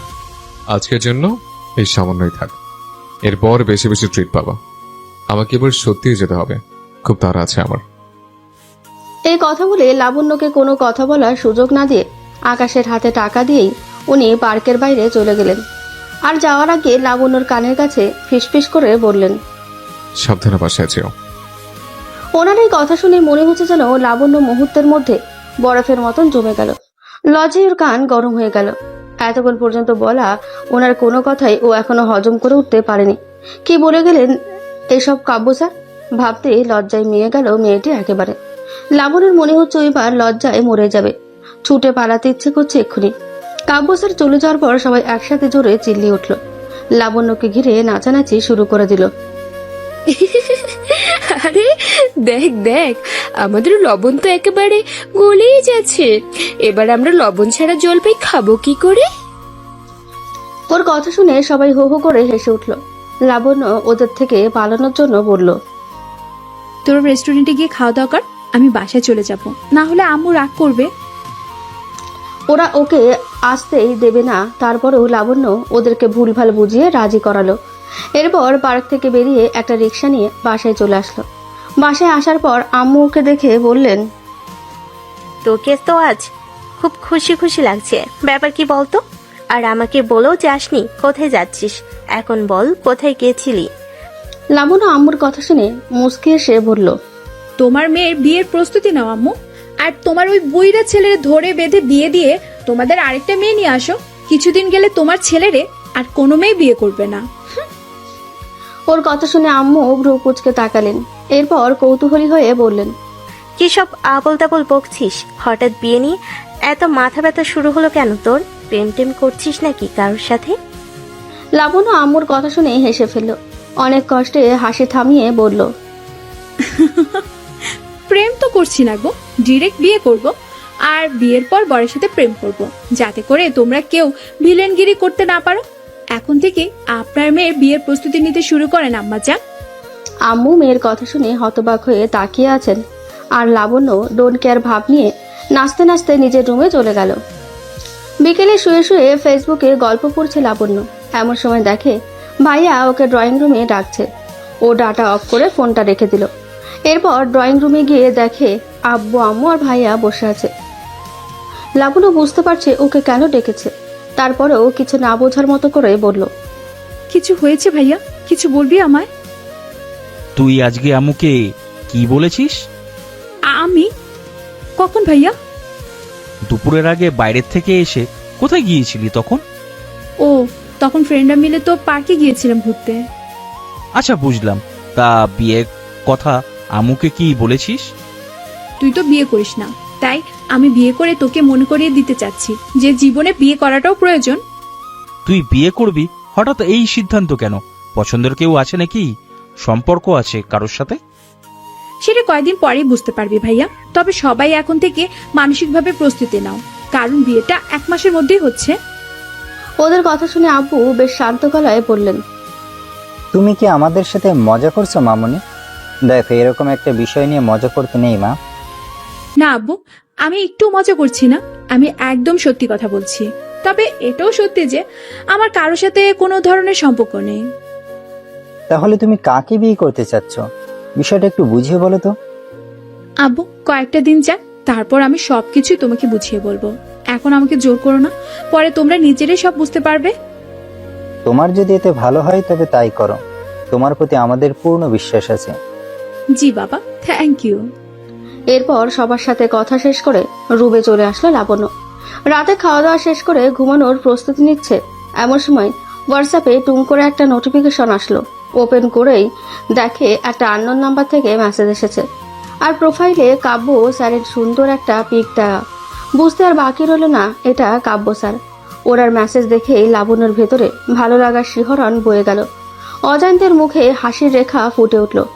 মেসেজটা ওপেন করে দেখে উনি লিখেছেন, তোমাকে কিন্তু আজ একটু বেশি সুন্দর লাগছিল মায়াবতী। কালো শাড়িতে তোমাকে কোন এক মায়ের রাজ্যের মায়াকন্যা মনে হয়েছিল। কারোতে বেশি সুন্দর হতে নেই, বুঝেছ? এর জন্য অপর পক্ষের নিজেকে সামলাতে অনেক কষ্ট পোহাতে হয়। মেসেজ পড়ে লাবণ্য লজ্জায় একদম নুয়ে পড়ল। ওর মনে হচ্ছে যেন ও কাব্য স্যারের সামনে দাঁড়িয়ে আছে আর উনি ওকে কথাগুলো বলছেন। মেয়েটির নিঃশ্বাস যেন অনেক দ্রুত হয়ে গেল, হৃৎপিণ্ড যেন অনেক দ্রুত ওঠানামা করছে। কাব্য স্যার এরকম রোমান্টিক কথা বলতে পারেন ভাবতেই পারছে না সে। ওর ভাবনার মাঝেই আবার একটা মেসেজ আসলো, মায়াবতী, লজ্জা পাচ্ছ বুঝি? লজ্জা পেলেও কিন্তু তোমাকে দারুণ লাগে। তোমার কত রূপ দেখেছে আমি বেসামাল হয়ে পড়বো বুঝতেই পারি না। আজ যখন আমার সামনে কাঁদছিলে তখন ইচ্ছে করছিল তোমাকে আরেকটু কাঁদিয়ে আমি তোমার এই মায়াভরা মুখের দিকে এক দৃষ্টিতে চেয়ে থাকি। কান্না করার ফলে ফর্সা মুখে তোমার নাক লাল হয়ে গেছিল। গালে টোকা দিলে মনে হয় যেন টুপ করে রক্ত গড়িয়ে পড়বে। ফোলা ফোলা চোখ আর কাপা কাপা ঠোঁট যেন তোমার সৌন্দর্যে 1000 গুণ বাড়িয়ে দিয়েছিল। ওনার এই মেসেজ পড়ে লাবণ্যর খুব অভিমান হলো। বলে কি লোক, ও কষ্টে কাঁদছিল আর ওনার নাকি আরো কাঁদাতে ইচ্ছে করছিল। ও রিপ্লাই করলো, আমি কষ্ট পেয়ে কাঁদলে বুঝি আপনার খুব ভালো লাগে? তা লাগবেই তো, আমি তো আর আপনার কেউ না যে আমার কষ্টে আপনার কষ্ট হবে। কাব্য স্যার বেশ বুঝতে পারলেন লাবণ্য অভিমান করেছে। আবার মেসেজ আসলো, তোমার কষ্টের কথা ভেবেই তো আর কিছু বললাম না মায়াবতী, না হলে আরেকটু হলেই তো কেঁদে কেঁদে একেবারে অসুস্থ হয়ে পড়তে। পড়লে পড়তাম, তাতে আপনার কি? আমার তো অনেক কিছুই। আর তাছাড়া এখন একটু অসুস্থ হলেও তো আমি তোমার একটু আদর যত্নও করতে পারবো না। তাই বুঝি? আর শোনো, ফেসবুকে দেখো তোমার রিকোয়েস্ট পাঠিয়েছে, অ্যাকসেপ্ট করে নাও। আমি তো আপনাকে অনেকবার সার্চ করেছিলাম কাব্য স্যার, কিন্তু আপনাকে তো পাইনি। আর তাছাড়া রুটিনে দেখা আপনার নাম্বার দিয়ে হোয়াটসঅ্যাপ আর ইমোতেও সার্চ করেছিলাম, সেখানেও পাইনি। আমি তোমাকে আমার এখান থেকে অনেক আগেই ব্লক করে রেখেছিলাম, তাই খুঁজে পাওনি। আর এটা আমার পার্সোনাল নাম্বার, কয়েকজন ছাড়া সবার অজানা। স্যারের কথা শুনে লাবণ্য অবাক হয়ে জিজ্ঞেস করলো, আপনি আমাকে ব্লক করে রেখেছিলেন, কিন্তু কেন? না রাখলে কি আর আজকে এত মিষ্টি করে তোমার প্রপোজ পেতাম বলো? মানে আমি কিছু বুঝলাম না। মানেটা আমি তোমাকে পরে বুঝিয়ে বলবো মায়াবতী। ধীরে ধীরে তুমি সবকিছু জানতে পারবে। অনেক রাত হয়েছে, এখন ঘুমিয়ে পড়ো। কিন্তু স্যার। কোনো কিন্তু নয়, ঘুমোতে বলেছি আমি তোমাকে। আচ্ছা ঠিক আছে। এই তো লক্ষ্মী মেয়ে, চুপচাপ ফোন রেখে ঘুমাও। আল্লাহ হাফেজ। আর কি করার, অগত্যা লাবণ্যকে সমস্ত কৌতূহল দমিয়ে রাখতেই হলো। ও এখন জোর করলেও স্যার কিছু বলবেন না, সেটা বেশ ভালোই বুঝতে পেরেছে মেয়েটি। তাই সেসব ভাবনা বাদ দিয়ে ফেসবুকে ঢুকে ওনার রিকোয়েস্ট অ্যাকসেপ্ট করে নিল। প্রোফাইলে গিয়ে দেখে বেশ সুন্দর কিছু পিক আপলোড করা। পিকগুলো দেখছে আর লাবণ্যর মনে মনে ভাবছে, ইস, উনি এরকম মাত্রা অতিরিক্ত সুন্দর কেন? দেখে মনে হয় যেন টসটসে রসগোল্লা। পরক্ষণে আবার মাত্র কয়েক সেকেন্ড আগে স্যারকে দেওয়া কমপ্লিমেন্ট মনে করে নিজেই তাজ্জব বনে চলে গেল ও। এসব কি বলেছে ও? ভাবতে যেন নিজের উপর বিরক্ত হয়ে গেল মেয়েটি। দিন দিন কথার কি ছিরি হয়ে যাচ্ছে। আম্মু শুনলে নির্ঘাত ঝাড়ু দিয়ে দৌড়ানি দিত। এরপর পিকগুলো গ্যালারিতে সেভ করে নিয়ে ফোনের ডাটা অফ করে দিল লাবণ্য। বালিশের পাশে ফোনটা রেখে ওনার কথা ভাবতে ভাবতেই ঘুমের দেশে পাড়ি জমালো সে। পরদিন ভোরের আলো ফোটার আগেই ঘুমটা ভেঙে গেল লাবণ্যর। ঘুম থেকে উঠবে না ভাবতেই ফজরের নামাজের কথা মনে পড়ে গেল। আর মোড়া ভেঙে উঠে অজু করে এসে যাই নামাজ বিছিয়ে নামাজ পড়ে নিল সে। নামাজ শেষ করে একটু বাইরে হাঁটতেই বের হলো মেয়েটি। সকালের এই স্নিগ্ধ পরিবেশ ওকে ভীষণভাবে টানে। চারপাশে প্রগাঢ় নিস্তব্ধতা, মৃদু মৃদু বাতাস বইছে। সকালের এই শান্ত পরিবেশ দেখলেই প্রকৃতির সরলতার প্রেমে পড়ে যায় লাবণ্য বারংবার।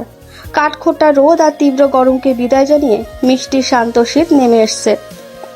হালকা হালকা কুয়াশা দেখা যাচ্ছে, যেন চারপাশটা নিজেদের ঝাপসা দেখানোর পাল্লায় মেতেছে। যত দূর তাকায় তত বেশি ঝাপসা হয়ে আসে চারপাশ। রাতে পড়ে থাকা শিশির এখনো গাছের পাতায় আর ঘাসে লেপ্টে আছে। রোদ পড়লে শিশিরগুলো চিকচিক করে উঠবে। ওরা একদম শহরের ভেতরে না থাকায় প্রকৃতির এই চোখ ধাঁধালো সুন্দর সকাল সহজেই উপভোগ করতে পারে লাবণ্য। ফোনটা হাতে নিয়ে চারপাশ মুগ্ধ হয়ে দেখছে আর ধীরে ধীরে হাঁটছে সে। সকালের কুয়াশা গায়ে মেখে আলাদা এক অনুভূতি কাজ করছে। এমন সময় ফোনে টুং করে একটা মেসেজ এলো। ওপেন করে দেখে কাব্য স্যার মেসেজ করেছেন। মুগ্ধতায় ঘেরা এই সময়ে ওনার মেসেজ দেখে ভালো লাগার পরিমাণ যেন 4 গুণ বেড়ে গেল।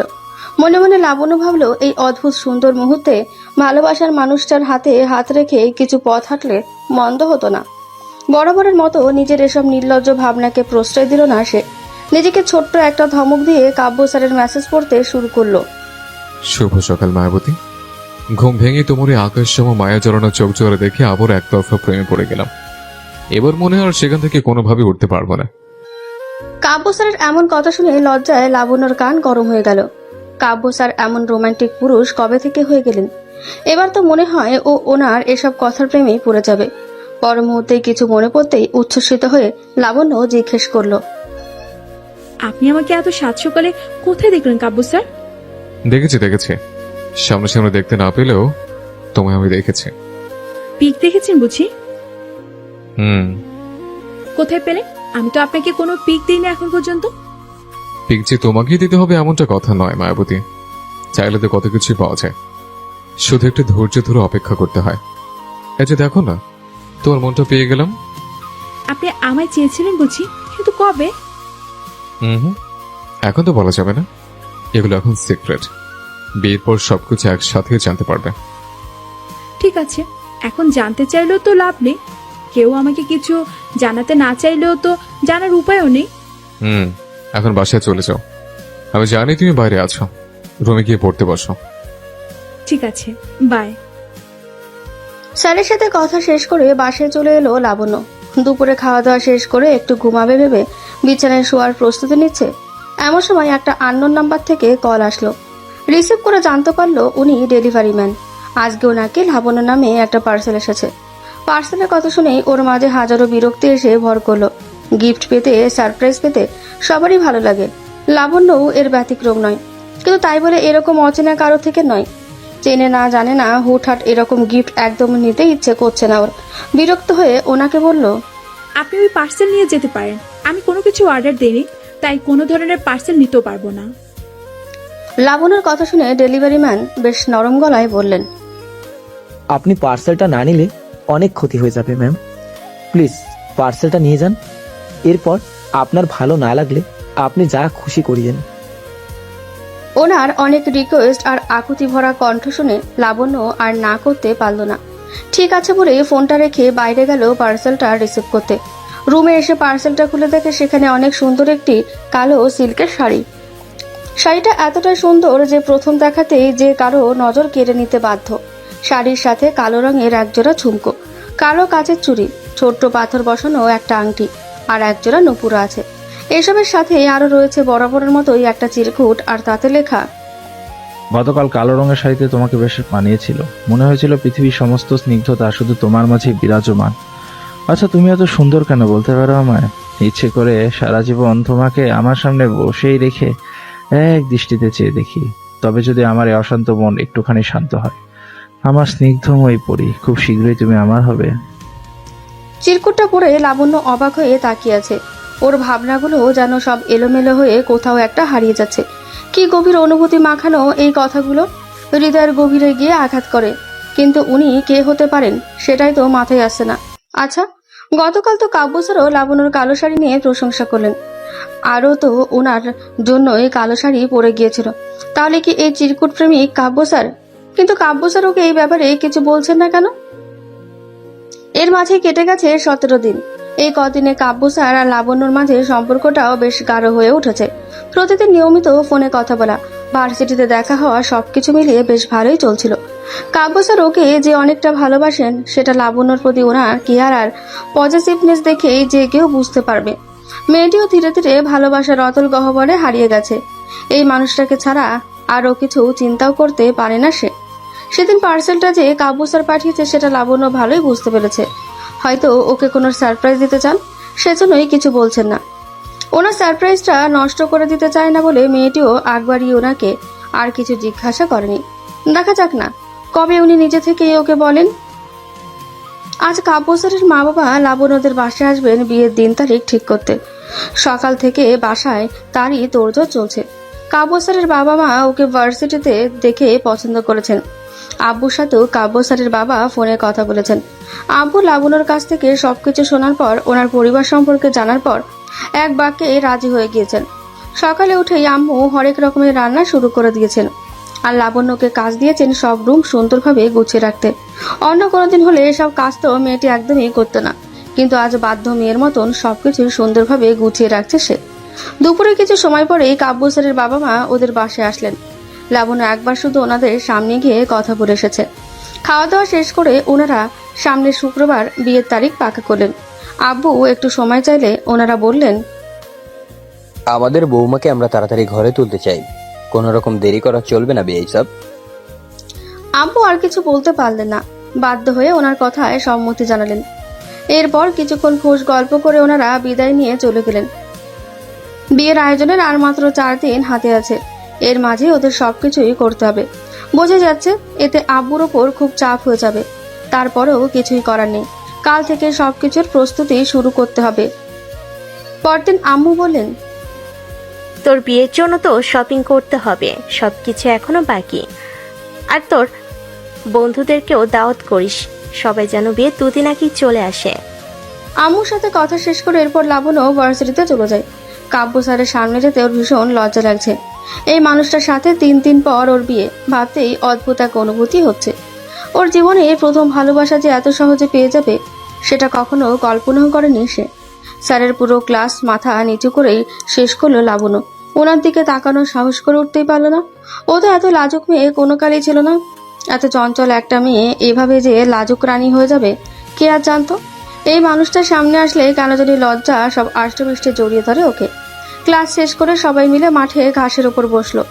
লাবণ্য সবাইকে বলল, তোরা সবাই বুধবার সকালে আমাদের বাসায় চলে আসবে, না আসলে কিন্তু আম্মু তোদেরকে আলুর চপ বানিয়ে খেয়ে ফেলবে। আর আমি কি করব সেটা এখন বলবো না, যদি না আসিস তখন বুঝতে পারবি। সবাই আসবে বলে সম্মতি জানালো। বিন্তি রসিকতার স্বরে বলল, লবণ, তাহলে তুই বিয়েটা এবার করিয়ে নিলি বল। অবশেষে তোর সিঙ্গেল লাইফের পরিসমাপ্তি ঘটলো। আর দেখ, আমরা এখন একটা প্রেম করতেই পারলাম না। বিন্তির কথা শুনে সবাই হো হো করে হেসে উঠল। এই মেয়েটা এমন ভাবে কথা বলল, কথা শুনে না হাসলেও ওর কথা বলার স্টাইল দেখে সবাই হেসে দেবে। এরপর লাবণ্য সবাইকে বলল ওর সাথে শপিং মলে যেতে। আম্মুকে আগেই যেতে বলেছে। সবাই মিলে অনেক ঘুরে বিয়ের জন্য প্রয়োজনীয় সবকিছুই কিনলো ওরা। আম্মু লাবণ্যর জন্য কিছু নতুন গয়নাও বানাতে দিলেন। বাসায় এসে সোজা বাথরুমে ঢুকে পড়লো মেয়েটি। গোসল শেষ করে এসে ভাবলো একটু ঘুমিয়ে নেওয়া যাক। ক্লান্ত থাকার কারণে বিছানায় শুয়ে পড়তেই ঘুমের দেশে হারিয়ে গেল সে। পরদিন সকালে খাওয়া দাওয়া শেষ করে ব্যালকনিতে বসে আছে লাবণ্য। আপাতত ভেবে রেখেছে ভার্সিটি যাবে না। কাবু স্যার হয়তো ক্লাসে আছেন, তাই আর ফোন করেনি। তবে রাতে একটুখানি কথা হয়েছে, ভাবলো ক্লাসের টাইম শেষ হলে একবার কথা বলে নেবে। হঠাৎ ওর ফোনে একটা মেসেজ আসলো। মেসেজ ওপেন করে লাবণ্যর মাথায় যেন আকাশ ভেঙে পড়লো। কাবু স্যার খুব বিপদে আছেন জানতে পেরে ওর পায়ের তলার মাটি সরে গেছে। কি হয়েছে কিছু জানি না, শুধু বলেছে খুব বিপদ, ওনার লোকেশন পাঠিয়ে দিয়েছেন আর লাবণ্যকে যত দ্রুত সম্ভব সেখানে যেতে বলেছেন। ওনার জন্য দুশ্চিন্তায় মেয়েটির মাথা ফেটে যাচ্ছে, চোখ দিয়ে অবাধে জল গড়িয়ে পড়ছে। কোনো রকমে জামাটা পাল্টে ও সেখানে যাওয়ার উদ্দেশ্যে বেরিয়ে পড়ল। জায়গাটা ওদের বাসা থেকে বেশ খানিকটা দূরে আর নির্জন, সেজন্য ওনার জন্য খুব বেশি চিন্তা হচ্ছে। ওনার পাঠানো লোকেশনে গিয়ে লাবণ্য দাঁড়িয়ে পড়ল। চারপাশে তাকিয়ে তেমন কিছুই চোখে পড়ল না ওর, তাই ওনাকে কল দেওয়ার জন্য ফোনটা বের করতেই 3 জন কালো মুখোশ পরা লোক ওর সামনে এসে দাঁড়ালো। ভয় পেয়ে লাবণ্য চিৎকার করার আগেই একজন একটা রুমাল ওর নাকে চেপে ধরল। সঙ্গে সঙ্গেই মেয়েটি ওনার কোলে নিস্তুপ হয়ে ঢলে পড়ল। চোখ খোলার পর লাবণ্য নিজেকে অচেনা একটা রুমে আবিষ্কার করলো। মাথাটা এখনো ঝিমঝিম করছে ওর, ঠিকভাবে তাকাতেও পারছে না মেয়েটি। ও কোথায়, এখানে কিভাবে এলো ভাবতে ভাবতে হঠাৎ সেই মুখোশ পরা লোকগুলোর কথা মনে পড়লো। ভয়ে লাবণ্য ওর হাত পা জমতে শুরু করেছে। ওরা ওকে কেন আটকে রেখেছে? ওকে কি তাহলে ওরা মেরে ফেলবে? ও কি আর আব্বু আম্মু ভাইয়াকে দেখতে পাবে না? ভীষণ কান্না পাচ্ছে মেয়েটির। এরকমটা ওর সাথে এরা কেন করছে? চুপচাপ বসে চোখের জল ফেলছে সে। এই মুহূর্তে এছাড়া আর কি বা করতে পারে ও? কিছুক্ষণ আগেও ফোনের কথা মনে পড়ে একটু আশার আলো দেখেছিল লাবণ্য। ভাবলো বাসায় না হলে কাব্য স্যারকে জানাতে পারবে, কিন্তু ফোনটাও তো ওর কাছে নেই। ও এরকম ভুল কিভাবে করতে পারলো? নাম্বারটা ভালোভাবে চেক না করে চলে এসেছে মেয়েটি। এখন মনে পড়ছে ওইটা কাব্য স্যার ছিলেন না, কারণ ওনার নাম্বার লাবণ্যর ফোনে ক্যাডবেরি দিয়ে সেভ করা ছিল। মেসেজ দেখে এতটাই ঘাবড়ে গিয়েছিল যে ফোন নাম্বার থেকে মেসেজ করেছে সেটাই লক্ষ্য করেনি সে। নিজের ওপর প্রচন্ড রাগ হচ্ছে ওর, নিজের ভুলের মাসুল দিতে হবে এখন। না জানি কতটা সময় পার হয়ে গেছে, বাসার সবাই নিশ্চয়ই খুব চিন্তা করছে। কাউকে তো কিছু জানিও বাসা থেকে বের হয়নি লাবণ্য। কি করে যে এত বড় বোকামি করে ফেললো সে। অনেকক্ষণ কান্নাকাটি করার পর নিজেকে একটু শান্ত করার চেষ্টা করলো মেয়েটি। এভাবে ভেঙে পড়লে চলবে না, যে করেই হোক এখান থেকে ওকে বাইরে বেরোতেই হবে। একটু সময় নিয়ে নিজেকে ধাতস্থ করলো লাবণ্য। এরপর ও কোথায় আছে সেটা বুঝতে চেষ্টা করলো সে। রুমটা চারিদিকে ভালোভাবে পর্যবেক্ষণ করে দেখতে পারলো মেয়েটি। কোনোভাবে পালানোর একটা রাস্তা খুঁজে পেলেই হলো।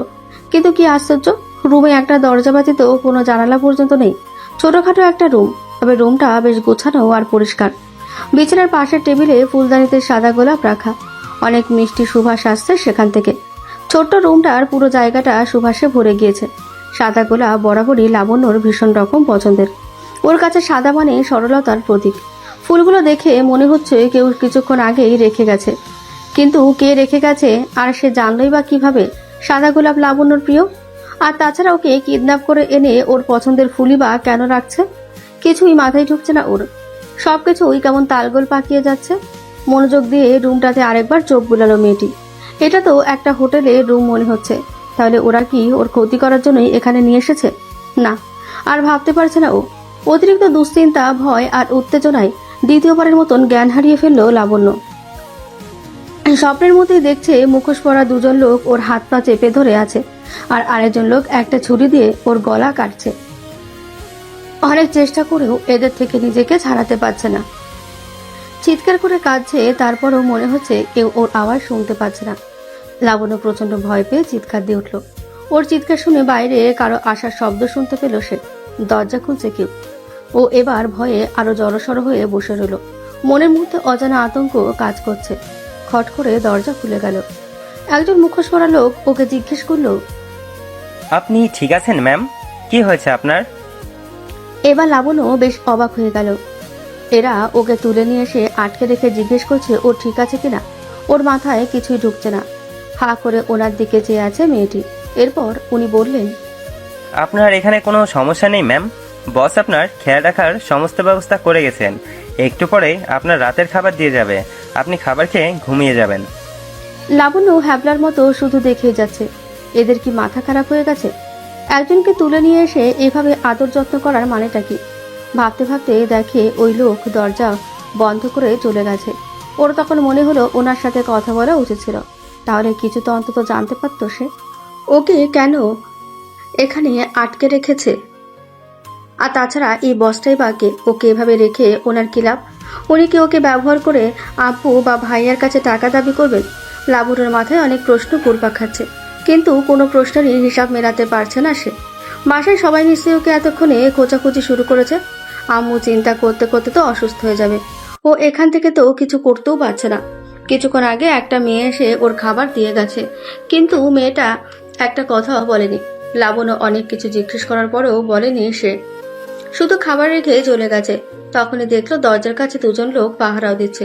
ও প্রথমে খাবে না ভাবলেও বুঝতে পারলো পেটে ওর ইঁদুরের বাচ্চা দৌড়াদৌড়ি শুরু করেছে। এখন না খেয়ে উপায়ও নেই। সেই সকালে নাস্তা করেছে মেয়েটি। বাধ্য হয়ে মেয়েটার রেখে যাওয়া খাবার থেকে একটুখানি খেয়ে নিল সে। এখানে কতদিন ছিল লাবণ্যর জানা নেই। মূলত বাইরের পরিবেশ দেখতে না পেয়ে সবকিছু গুলিয়ে গেছে। এভাবে একটানা বন্ধ ঘরে বন্দী হয়ে থেকে ওর অবস্থাও কাহিল হয়ে পড়েছে। এখানে ওর সব রকমের যত্ন করেছে, ওর কোনো ক্ষতি করছে না, আর সেটাই ওকে বেশি ভাবাচ্ছে। ওদিকে আব্বু আম্মু আর বাকি সবার যে কি অবস্থা, এভাবে যে আর কতদিন থাকতে হবে কে জানে।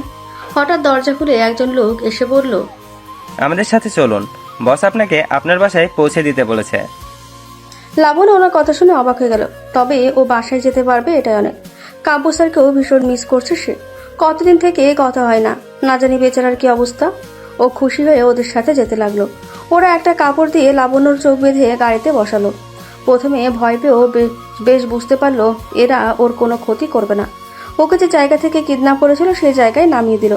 যাওয়ার আগে ওর ফোনটাও দিয়ে গেল। লাবণ্য উচ্ছ্বসিত হয়ে আম্মুকে ফোন করতে গিয়েও থেমে গেল। ভাবলো আম্মুকে গিয়ে সারপ্রাইজ দেবো, কিন্তু বাসায় এসে যা দেখলো তাতে মেয়েটি অবাক হয়ে গেল।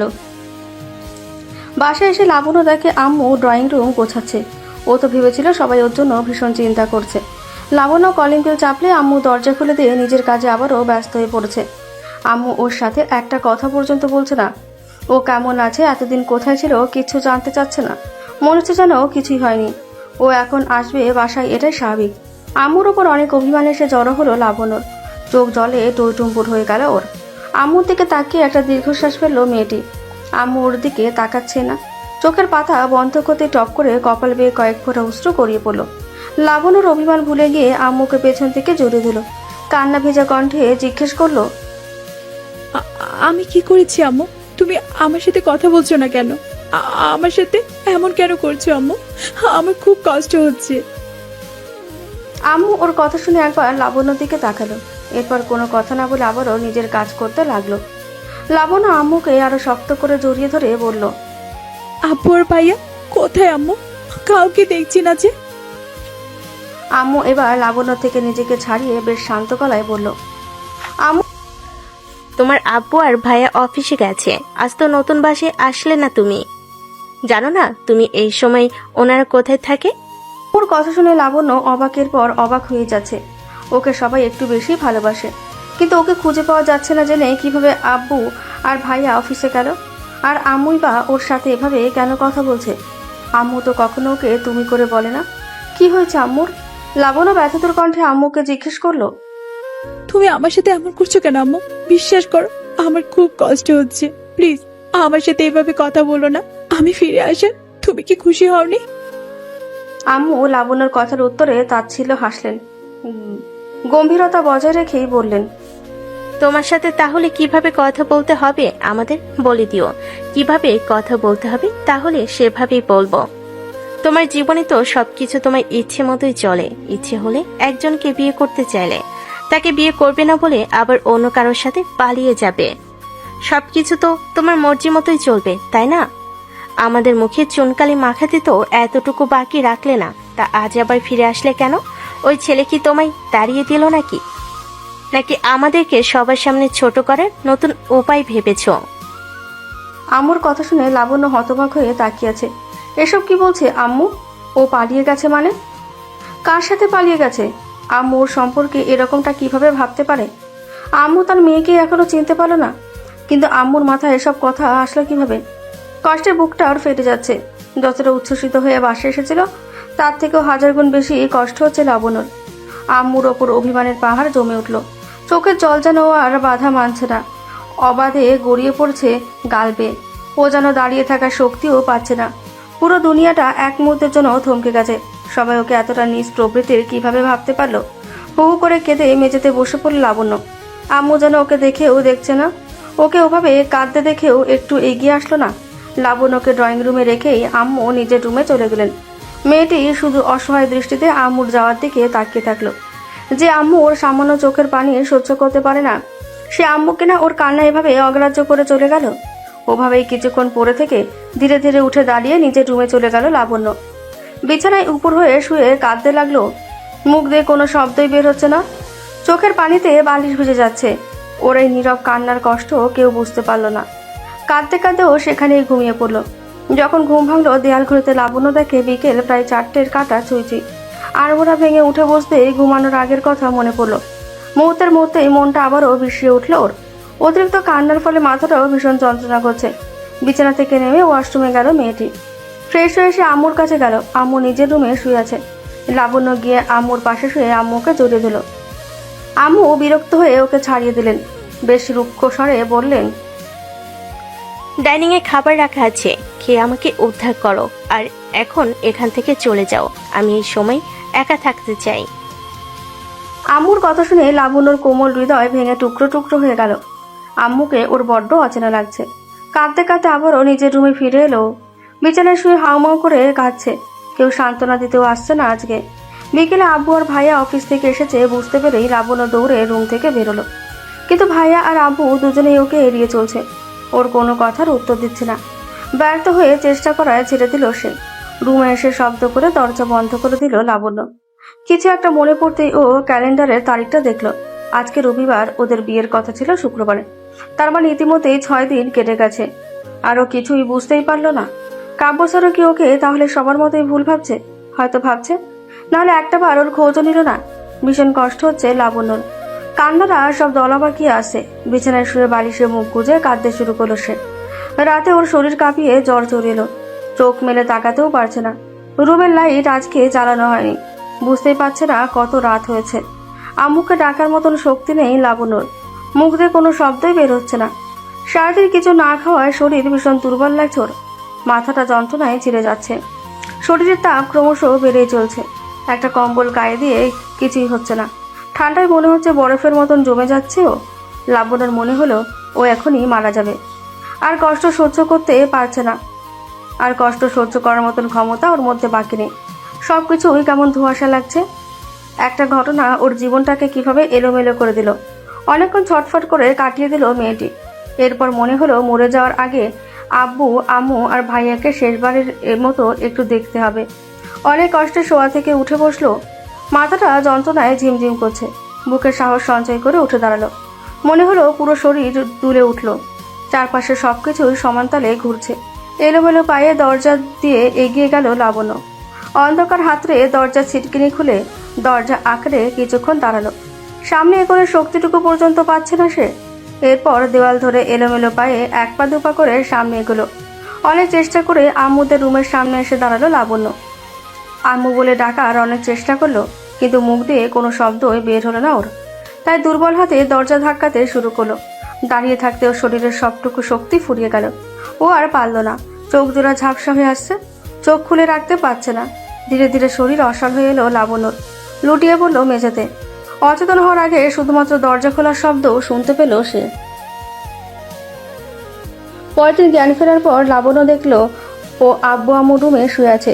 ওর মাথার কাছে আম্মু বসে মাথায় হাত বুলিয়ে দিচ্ছে। এইটুকু আদরে মনটা প্রশান্তিতে ভরে উঠল মেয়েটির। শরীরের তাপমাত্রা অনেকটাই কমে গেছে, তবে এখনো নিজেকে ভীষণ দুর্বল লাগছে ওর। লাবণ্যকে চোখ খুলতে দেখে আম্মু কপালে আলতো করে একটা চুমু খেলো। আম্মু যে ওর জন্য কান্নাকাটি করেছে সেটা ভালোভাবেই বুঝতে পারছে ও। দুশ্চিন্তা আর রাত জাগার ফলে ওনার চোখ মুখ খুলে গেছে। মেয়েটি চোখ বন্ধ করে আম্মুকে ভালোবাসার গভীরতা অনুভব করলো। কালকে সব অভিমান বরফের মতন গলে গেল ওর। আম্মু লাবণ্যকে রেখে একটু বাইরে চলে গেল। ও পুনরায় চোখ বন্ধ করে শুয়ে রইল। একটু পর হাতে করে খাবারের প্লেট নিয়ে আম্মু রুমে ঢুকলো। ও লাবণ্যকে বালিশে আধশোয়া করে বসিয়ে বলল, খাবারটা খেয়ে নাও তো, ওষুধ খেতে হবে তোমায়। লাবণ্য দুর্বল কণ্ঠে আম্মুকে জিজ্ঞেস করলো, আম্মু আমি এখানে আসলাম কিভাবে? আর আমি তো মারা যাচ্ছিলাম, তাহলে এখনো বেঁচে আছি কিভাবে? আম্মু ওর দিকে তাকিয়ে মেকি রাগ দেখিয়ে বলল, এখন কোনো কথা নয়, আগে চুপচাপ খেয়ে নাও, তারপর সব কথা হবে। লাবণ্য বান্ধবীর মতো মাথা নাড়িয়ে সায় দিল। আম্মু ওকে তুলে খাওয়াচ্ছে, ও বিনা বাক্যে চুপচাপ খেয়ে নিচ্ছে। খাওয়া শেষ করে আম্মু প্লেট রাখতে চলে গেল। তখনই ভাইয়া লাবণ্যর ওষুধ নিয়ে রুমে ঢুকলো। ওর কপালে হাত দিয়ে জ্বর চেক করে ওকে সকালের ওষুধ খাইয়ে দিল। লাবণ্য ওষুধ খেয়ে ভাইয়ার দিকে তাকালো। ভাইয়া চলে যেতে নিলেই ও ওর হাত ধরে টেনে ধরলো। ছলছল চোখে ভাইয়ার দিকে তাকাতেই ভাইয়া ওর পাশে বসে বলল, এমন শরীরে কেমন লাগছে বুড়ি? একটু কি বেটার লাগছে? লাবণ্য মাথা নাড়িয়ে হ্যাঁ বোধক উত্তর দিল। এরপর ভাইয়া আগের থেকেও শান্ত কণ্ঠে বলল, এখন কি তুই কথা বলতে পারবি? আমাদের তোর থেকে অনেক কিছু জানার আছে, এখন হয়তো সঠিক সময় না, তারপরেও ভীষণ জরুরি জানতে হবে। লাবণ্যরও সবকিছুতে কেমন যেন গন্ডগোল লাগছে। কোথাও যে কেউ এসব ভুল বোঝাবুঝি সৃষ্টি করেছে, বারবার এটাই মাথায় আসছে ওর। সবাইকে সবটা জানাতে না পেরে ওরও শান্তি হচ্ছিল না। ও ভাইয়াকে বলল, আমি এখন পারবো কথা বলতে, আমারও তোমাদের অনেক কিছু জানানোর আছে। ওর কথা শুনে ভাইয়া আম্মু আর আব্বুকেও ডেকে নিয়ে আসলো। ভাইয়া অত্যন্ত সিরিয়াস ভঙ্গিতে বলল, তুই তো নিজেই তোর কাব্য স্যারকে বিয়ে করতে চেয়েছিলি, তাই আমরা সবাই রাজি হয়ে গিয়েছিলাম। তাহলে এবার অন্য কারোর সাথে পালিয়ে কেন গেলি? আমাদের তো আগেই সবকিছু বলতে পারতি। ভাইয়ার কথা শুনে লাবণ্য পুরো তাজ্জব বনে গেল। এসব কি বলছে ভাইয়া? সবাই কেন এটা ভাবছে যে ও কারোর সাথে পালিয়ে গেছে? ভাবতে ওর ভেতরে কান্নারা যেন হুমড়ি খেয়ে বের হলো। কাঁদতে গিয়েও অনেক চেষ্টা করে নিজেকে শান্ত করলো মেয়েটি। এখন ভেঙে পড়লে চলবে না। এসব ভুল বোঝাবুঝির আজকে অবসান করতে হবে। ও কাঁপা কাঁপা কণ্ঠে বলল, ভাইয়া, তোমরা সবাই আমাকে ভুল বুঝতেছো, আমি কারোর সাথে পালিয়ে যাইনি। আমাকে তো... ভাইয়া ওকে থামিয়ে দিয়ে বলল, তাহলে এসব কি? বলে ও ওর ফোন থেকে একটা মেসেজ বের করে লাবণ্যকে পড়তে দিল। ও মেসেজ পড়ে যতটা না অবাক হয়েছে তার থেকে বেশি অবাক হয়েছে মেসেজটা ওর নাম্বার থেকে দেওয়া এইটা দেখে। এটা কি করে সম্ভব? ও তো ভাইয়াকে কোনো মেসেজ দেয়নি, তাহলে এই মেসেজ আসলো কিভাবে? মেসেজটা ছিল এমন, আমি তোমাকে একটা মিথ্যে কথা বলেছিলাম, আসলে আম্মু কাব্য স্যারকে বিয়ে করতে চায় না। ওই খাটাস মার্কা ছেলেকে আমি কখনোই বিয়ে করব না। আমি তো শুধু আমার অপমানের প্রতিশোধ নিতে চেয়েছিলাম। আমার প্রতিশোধ পূরণ হবে ওকে বিয়ে না করে। আমি অন্য একজনকে ভালোবাসি, তার সাথেই আমি পালিয়ে এসেছি। আমাকে খোঁজার কোনো রকম চেষ্টাও করো না। বিয়ের তারিখে 2 দিন পর আমি নিজে থেকেই চলে আসব। মেসেজ পড়ে লাবণ্য মাথায় হাত দিয়ে বসে রইল। এমন সময় ভাইয়া আব্বু আর আম্মুর ফোনও দেখালো। সেখানেও সেই মেসেজ পাঠিয়েছে লাবণ্য নাম্বার থেকে। ও আম্মুকে বলল ওর ফোনটা নিয়ে আসতে। ফোনের মেসেজ অপশন দেখে ও পুরো দস্তুর থমকে গেছে। এটা কি করে সম্ভব? ওকে দেওয়া আননোন নাম্বারের মেসেজটা উধাও হয়ে গেছে, আর তার বদলে ওর ফোন থেকে আব্বু আম্মু ভাইয়া কাব্য স্যারকে এমনকি ওনার বাবা মাকেও সেই মেসেজ পাঠিয়েছে। লাবণ্য অবাক হয়ে ফোনের দিকে তাকিয়ে রইল।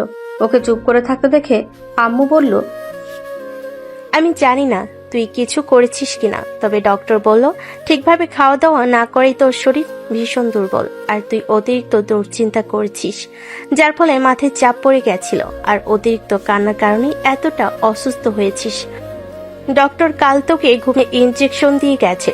ডক্টরের বলা কথাই আমার খটকা লেগেছে। নিশ্চয়ই কোনো একটা গন্ডগোল আছে, নইলে তুই এতটা ভেঙে পড়তি না।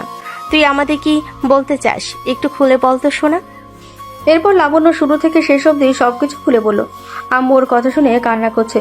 ও এসে লাবণ্যকে বুকের সাথে জড়িয়ে ধরলো।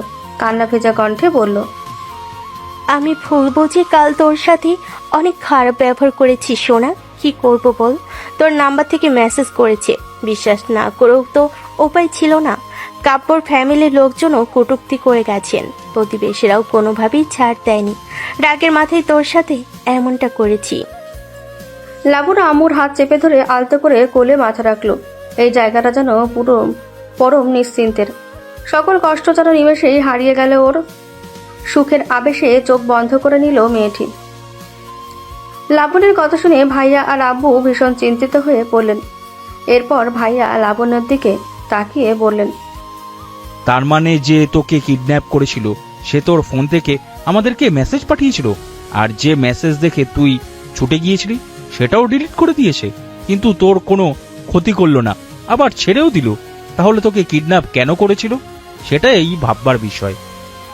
ভাইয়ার কথার প্রত্যুত্তরে আম্মু অত্যন্ত মলিন কণ্ঠে বলল, ক্ষতির আর কি বাকি রাখলো শুনি? মেয়েটাকে আমরা ভুল বুঝলাম, পাড়া প্রতিবেশী আত্মীয় স্বজন সবাই ভুল বুঝলো, ওর বিয়েটাও আটকে গেল। এর থেকে বড় ক্ষতি আর কি হতে পারে? আম্মুর কথা শুনে লাবণ্যর মাথায়ও এবার এই কথাটা আসলো।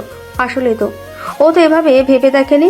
কিছুক্ষণ ভেবে আব্বু ভাইয়াকে বললেন, তোমার মা একদম ঠিক কথাই বলেছে। যে লাবণ্যকে কিডন্যাপ করেছিল তার আসল উদ্দেশ্য হলো লাবণ্যকে সবার কাছে খারাপ প্রমাণ করে ওর বিয়েটা ভেঙে দেওয়া। সেটা তো আমিও বুঝলাম আব্বু, কিন্তু এখন আমরা কি করব? আমাদের কাছে তো কোনো প্রমাণও নেই। থানায় জিডি করে আসব। এই মেসেজ দেখলে তো আমাদের মতো পুলিশও লাবণ্যকে ভুল বুঝবে। থানা পুলিশ করার দরকার নেই, অযথা মেয়েটার আবার হয়রানি হবে। তুমি কাব্যর বাবা মাকে ফোন করে একবার লাবণ্যর ফিরে আসার কথাটা বলো। ওনাদের বুঝিয়ে বললে ওনারা ঠিক বুঝতে পারবেন। হ্যাঁ, ওনাদের জানানোটা তো দরকার। ভাইয়া ওর ফোন থেকে কাব্য স্যারের বাবার নাম্বারে ডায়াল করলো। একবার রিং হয়ে কেটে গেল। দ্বিতীয়বার উনি ফোনটা রিসিভ করলেন। ভাইয়া কলটা স্পিকারে দিয়ে আব্বুকে কথা বলতে দিলেন। আব্বু ওনাকে বললেন, বিআই সাহেব, আমাদের মেয়েটা ফিরে এসেছে। সামান্য একটু ভুল বোঝাবুঝির সৃষ্টি হয়েছে। আমি আপনাকে সব বুঝিয়ে বলবো। তা নতুন করে বিয়ের তারিখটা কবে ঠিক করতে চাচ্ছেন? আব্বুর কথা শুনে ওপাশ থেকে কোনো উত্তর এলো না। কিছুক্ষণ পর কাব্য স্যারের বাবা বললেন, দেখুন, এই বিয়েটা সম্ভব না, তাই নতুন করে বিয়ের তারিখ ঠিক করা কোনো প্রশ্নই আসে না। আপনি এসব কি বলছেন? আমি কিছু বুঝতে পারছি না। না বোঝার মতো তো কিছু বলি নাই। আপনার মেয়ে 5-6 দিন একটা ছেলের সাথে কাটিয়ে এসেছে, এখন সেই মেয়েকে আমাদের ছেলের ঘরে তুলতে যাচ্ছেন? আমি থাকতে এটা কোনোদিনও সম্ভব না। বসেই খট করে উনি কলটা কেটে দিলেন। ওনার কথা শুনে লাবণ্য 2 হাত দিয়ে কান চেপে ধরল। এসব কথা শোনার আগে ওর মৃত্যু হলে ভালো ছিল। চোখ দিয়ে অযোধ্যারায় পানি ঝরছে। আম্মু ওকে সামলানোর চেষ্টা করছেন। আব্বু ভাইয়াকে ফোনটা দিয়ে ধপ করে সোফায় বসে পড়লেন। কাপা কাপা কণ্ঠে বললেন, সব শেষ হয়ে গেল। যেটুকু আশার আলো দেখেছিলাম সবটা নিভে গেল। এখন আমার মেয়েটার কি হবে? ভাইয়া উঠে আব্বুর একটা হাত ধরে ভরসা দেওয়ার চেষ্টা করছে। এরপর শান্ত কণ্ঠে বলল, কিছু শেষ হয়ে যায়নি বাবা। আমার বোন কি কোনো ফেলনা জিনিস নাকি? ওনারা বিয়ে ক্যান্সেল করেছে তো কি হয়েছে? দেশে কি ছেলের অভাব পড়েছে নাকি? আর তাছাড়া এইসব বিয়ে নিয়ে চিন্তা করো না। লাবণ্য পড়াশোনায় মন দেবে, নিজেকে ব্যস্ত রাখলে এইসব কিছু আর মনে পড়বে না। আর কে কি বলল তা নিয়ে আমাদের মাথা ঘামালে চলবে না। সবার সব কথা কানে তোলার দরকার নেই। ভাইয়ার কথা শুনে লাবণ্য নিশ্চুপ হয়ে গেল। আব্বুর অবস্থা এমনিতেই অনেক খারাপ। ও ভেঙে পড়লে আব্বু আরো বেশি অসুস্থ হয়ে পড়বে। তাই যথাসম্ভব নিজেকে স্বাভাবিক রাখার চেষ্টা করছে মেয়েটি। ভিতরে ভিতরে কষ্টেরা ওর আকাশ ছাপিয়ে যাচ্ছে। কত স্বপ্ন দেখেছিল, এক নিমেষে সবকিছু ভেঙে তছনছ হয়ে গেল। চোখের জল আটকানোর বৃথা চেষ্টা করছে সে। বিচ্ছেদ এত কষ্টের হয় কেন? এই কয়েকদিনে মনে হচ্ছে কত বছর থেকে কাব্য স্যারের সাথে কথা হয় না। কতদিন হয়ে গেল কাব্য স্যারকে দেখে না। ওনার সে মিষ্টি কণ্ঠস্বর শুনতে পায় না। থাকতে না পেরে এবার হু হু করে কেঁদে উঠল লাবণ্য। ওকে সান্ত্বনা দেওয়ার ভাষা আম্মু খুঁজে পেল না বোধহয়। সেই জন্যই শুধু মাতৃত্বের আলিঙ্গনে কষ্টগুলোর ওপর একটু শীতলতা ছড়িয়ে দেওয়ার চেষ্টা করলেন। বিকেলে আম্মু একটু বাইরে হাঁটাহাঁটি করতে বলল। লাবণ্যর যেতে একদমই ইচ্ছে করছে না। আম্মু ওকে জোর করে তুলে বাইরে নিয়ে আসলো। প্রকৃতির কাছে থাকলে মনটা হয়তো ভালো লাগবে। লাবণ্য আম্মুর একটা হাতে জড়িয়ে ধরে ধীরে ধীরে হাঁটছে। কিছুক্ষণ পরে কিছু মহিলার দেখা মিলল। সবাই তাচ্ছিলের দৃষ্টিতে দেখছিলেন মেয়েটিকে। কেউ কেউ তো কটাক্ষ করে মুখের ওপর কিছু কথা শুনিয়েও দিলেন। মন ভালো হওয়ার পরিবর্তে সবার বিষাক্ত কথার তীরে আরো ক্ষতবিক্ষত হয়ে গেল। এক মুহূর্ত দেরি না করে বাসায় ছুটে আসলো লাবণ্য। বিছানায় উপর হয়ে শুয়ে কাঁদছে সে। আম্মু অসহায় দৃষ্টিতে ওর দিকে তাকিয়ে আছেন। হয়তো ভাবছেন ওকে বাইরে না নিয়ে গেলে এরকমটা হতো না। কাব্য স্যার এই পর্যন্ত একটাবারও ফোন করলে না। এতদিন ফোন বন্ধ থাকলেও আজ তো খোলাই আছে। ভেবেছিল মেয়েটি একবার ফোন দিয়ে হয়তো খোঁজ নেবেন, কিন্তু সকাল গড়িয়ে সন্ধ্যা হয়ে গেল। লাবণ্যের ভাবনাকে উনি মিথ্যা প্রমাণ করলেন। রাতের বেলা আম্মু লাবণ্যের সাথে ওর রুমে ঘুমালেন। আম্মুকে আর দুশ্চিন্তায় রাখতে চায় না বলে ঘুমের ভান করে পড়ে রইল। আম্মু লাবণ্যের মাথায় হাত বুলিয়ে দিতে দিতে নিজেও ঘুমিয়ে পড়লেন। আম্মু ঘুমানোর পরেই চোখ খুলল মেয়েটি। নিজেকে ভীষণ নিঃসঙ্গ লাগছে ওর। ওর জীবনটা এরকম এলোমেলো হয়ে গেল কেন? ও তো কখনো কারো কোনো ক্ষতি করেনি, তাহলে ওর জীবনের এত বড় সর্বনাশ কেউ কেন করলো? ওর গোছানো জীবনটা কিভাবে এলোমেলো করে দিল? সবাই যখন রাত্রিবেলা পরম নিশ্চিন্তে ঘুমাচ্ছে, লাবণ্য তখন ওর জীবনের হিসাব মেলাতে ব্যস্ত। রাত জেগে নিজের কষ্টগুলোর কিনারা খোঁজার বৃথা চেষ্টা করছে সে। রাতের অন্ধকারে কষ্টগুলো যখন দ্বিগুণ হয়ে ধরা দেয়, চারপাশে সবকিছু যেন ওর প্রতিকূলে চলে যাচ্ছে। লোকের বিদ্রুপ দৃষ্টি আর কৌতুক্তির আঘাতে বাইরে যাওয়ার সাহস পাচ্ছে না মেয়েটি। ব্যক্তিগত কষ্টগুলো বুকে নিয়ে ঘুম কাতুরে মেয়েটা নির্ঘুমে একটা রাত কাটিয়ে দিল অনায়াসেই।